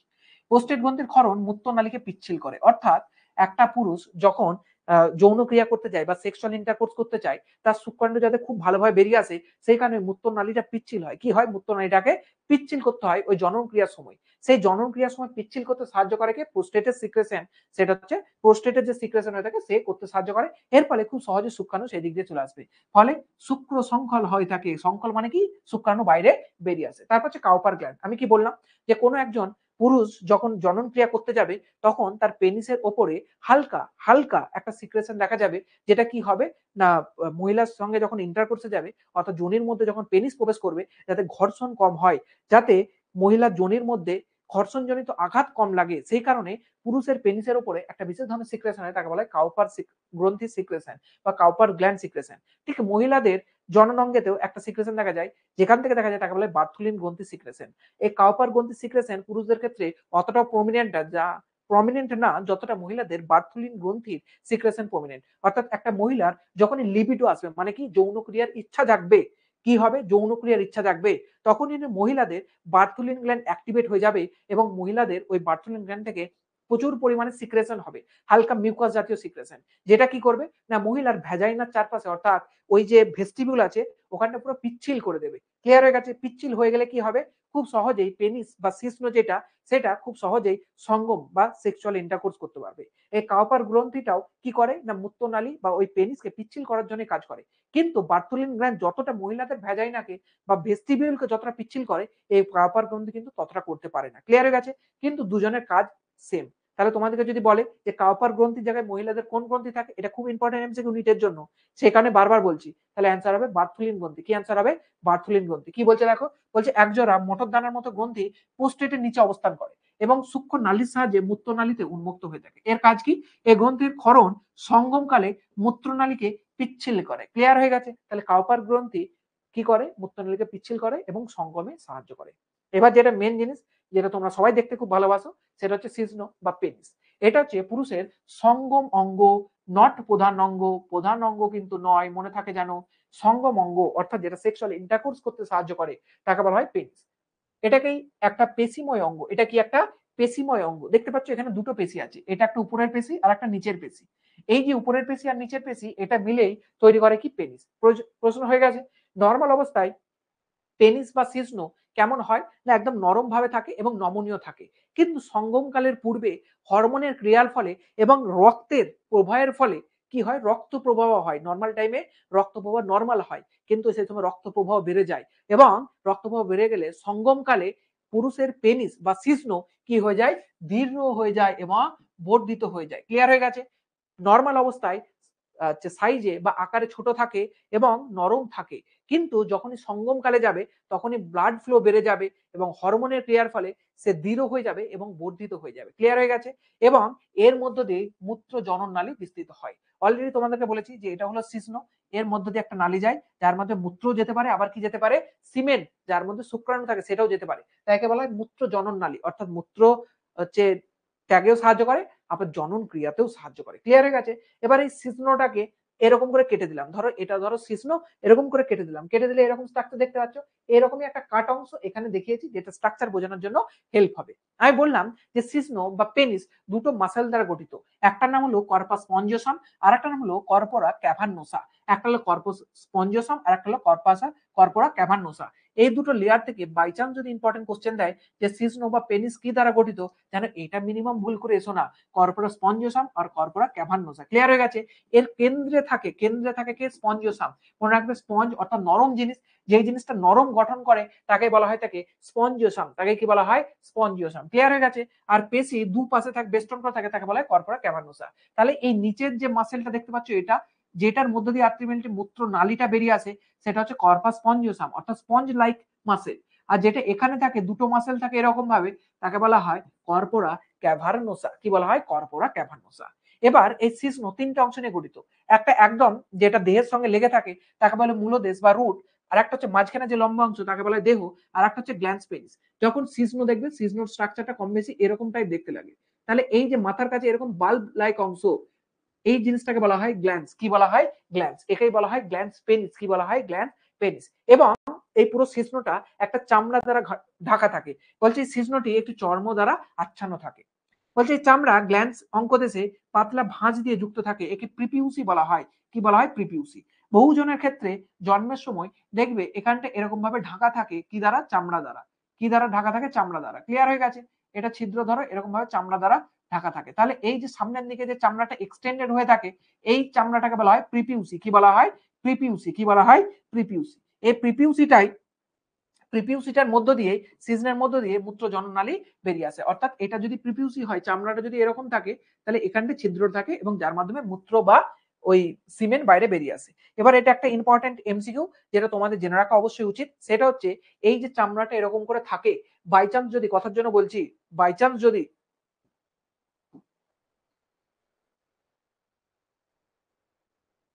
ধরো কথার জন্য বলছি এটা সিজনো এবং এর উপরে ধরো এরকম ভাবে চামড়াটা রয়েছে, এরকম ভাবে চামড়াটা এরকম করে ঘিরে রয়েছে। এই যে চামড়াটা সামনের দিকে বর্ধিত অবস্থায় রয়েছে এটাকে বলা হয় প্রিপিউসি। মাঝে মধ্যে এখান থেকে যখন মূত্র বেরোয়, এখান থেকে যখন মূত্র বেরোয় বা সিমেন্ট বেরোয়, সিমেন্টটাকে বাদ দাও, মূত্র যখন বেরোয় তখন মাঝে মধ্যে মূত্র এখানে জমা থেকে যেতে পারে। আর আমরা জানি মূত্র শরীরের জন্য ক্ষতিকারক। কোনোদিন মূত্র যেন পান করে নিও নয় পরেশ রাওয়ালের কথা শুনে, সবসময় মূত্র ক্ষতিকারক মনে রাখবে। যে কোনো প্রাণীর মূত্রই ক্ষতিকারক। তাহলে এই মূত্র যদি এখানে থাকে তাহলে এখানে প্রচুর ব্যাকটেরিয়ার কলোনাইজেশন হতে পারে। হলে এখানে কি হয় না, ঘা হয়ে যায় বা ইনফেকশন হয়ে যায়। ইনফেকশন হলে সেই কনডিশনটাকে আমরা বলে থাকি ফাইমোসিস। কি বলে থাকি, ফাইমোসিস। অর্থাৎ গ্ল্যান্স পেনিসের চামড়া না মুক্ত হওয়ায়, অর্থাৎ এখান থেকে আর মুক্ত হবে না, ইনফেকশন হয়ে যাবে, সাদা শ্লেষা বেরোবে বা কিছু জিনিসপত্র বেরোয় যেগুলো পুজের মতো। তখন এই কন্ডিশনে কি করতে হয়, চামড়াটাকে কেটে দিতে হয়, যাকে বলা হয় সার্কামসিশন। বিশেষ কিছু ধর্ম অবলম্বী যেমন মুসলমানদের ক্ষেত্রে কি দেখা যায় না, ছেলের কিছু বয়স হলেই তারপরে এর পিপিউসিটাকে কেটে দেওয়া হয়। ওই পদ্ধতির নাম কি, সার্কামসিশন। সার্জিক্যালি এটার ইম্পর্টেন্স প্রচুর বেশি, কারণ এখানে যখন এই মূত্র জমা হতে থাকে বা ইনফেকশন হয় তখন এই গ্ল্যান্স পেনিস দিয়ে হয় ভিতরেও ইনফেকশন চলে যেতে পারে এবং ইউটিআই হতে পারে, অর্থাৎ ইউরিনারি ট্রাক্ট ইনফেকশন হতে পারে। সেই কারণে বহু পেশেন্ট যারা বাচ্চা অবস্থায় হসপিটালে সার্জারিতে আসে, যদি ইনগুইনাল ক্যানাল বা কোনো জায়গায় সার্জারি করায় তখনই হসপিটালের সার্জন জিজ্ঞাসা করে নেয় যে এর কি এর কি সার্কামসিশন করে দেব? যেই ধর্মেরই হোক, হিন্দু, মুসলিম, খ্রিস্টান যে ধর্মেরই হোক, ডক্টর জিজ্ঞাসা করে যে এর কি সার্কামসিশন করে দেবো? বাড়ির লোক যদি বলে হ্যাঁ করে দিন, এখন হসপিটালে কিন্তু করে দেওয়া হয় সার্কামসিশন। বোঝা গেছে? সুতরাং ধার্মিক শুধুমাত্র নয়, সার্জিক্যালি প্রচুর ইম্পর্টেন্স আছে কিসের? সার্কামসিশনের, অর্থাৎ এই প্রিপিউসি চামড়াটা কেটে দেওয়া। বর্তমানে বহু মানুষের সার্কামসিশন দেখতে পাবে, যে কোনো ধর্মাবলম্বীদের। মুসলিমদের তো সবার দেখতেই পাবে কম বেশি, কিন্তু অন্যান্য ধর্মাবলম্বীদেরও কিন্তু সার্কামসিশন দেখতে পাবে। কেন কি? সার্জিক্যাল ইম্পর্টেন্ট প্রচুর আছে। ক্লিয়ার হয়ে গেছে? একটা কন্ডিশন ফাইমোসিস, যেক্ষেত্রে সার্কামসিশন করতেই হবে, অর্থাৎ চামড়াটা পুলিং হবে না, আটকে যায় গ্ল্যান্স পেনিসে। এর থেকে বেশি ডিটেলসে পড়ানোর প্রয়োজন নেই, কারণ এগুলো সব এমবিবিএস এর সার্জারিতে পড়তে হয়। এতটা পর্যন্ত হয়ে গেছে মোটামুটি। এবার হচ্ছে মূত্র জনননালী। এই জিনিসটা যখন মহিলাদের পড়াবো, তখন এই বাকি যে দুটো পোর্শন রয়েছে এই দুটো পড়াবো। এতটা পর্যন্ত যদি কারো কিছু ডাউট থাকে, তাহলে আমাকে একটুখানি নক করো, আমি তোমাদের ডাউট গুলো ক্লিয়ার করার চেষ্টা করি। এতটা পর্যন্ত কারো কিছু ডাউট আছে বাবু? চলো একটুখানি কমেন্ট করো। আজকে কি মানে রং দেখাচ্ছে নাকি? কতজন প্রেজেন্ট আছে? এখনো দেখাচ্ছে 53 জন প্রেজেন্ট। কতজন প্রেজেন্ট আছে আসলে বলো তো একটুখানি। আচ্ছা, কেউ মুখে মুখে কথা বলতে চাইলে মুখে মুখে কথা বলতে পারো, বলো। কেউ হাত তোলো, হাত তোলো তোমরা, আমি ওপেন করছি। ক্লিয়ার হয়ে গেছে? চলো, কেউ মুখেও যদি ডাউট জিজ্ঞাসা করতে চায়, ডাউট জিজ্ঞাসা করতে পারো। 18 ছুটি দিন। দেখো 1.5 ঘন্টার একটা ক্লাস করে ছুটি দিন কেন? ক্লাস কি ইন্টারেস্টিং লাগছে না? হুম, ক্লাস কি ইন্টারেস্টিং লাগছে না? 1.5 ঘন্টার ক্লাস করতে গিয়ে যদি হাঁপিয়ে যাও, কি করে হবে? আমি আমার ঘটনায় বলি, হ্যাঁ, আমি আমার ঘটনায় জেনারেলি বলি, লোকের ঘটনা কম বলি। আমরা যখন অ্যালেনে কোচিং নিতাম, 1 বছর কোচিং নিয়েছি। আমি তো 2 বছর কোচিং নিয়েছি, অ্যালেনেতেই নিয়েছি।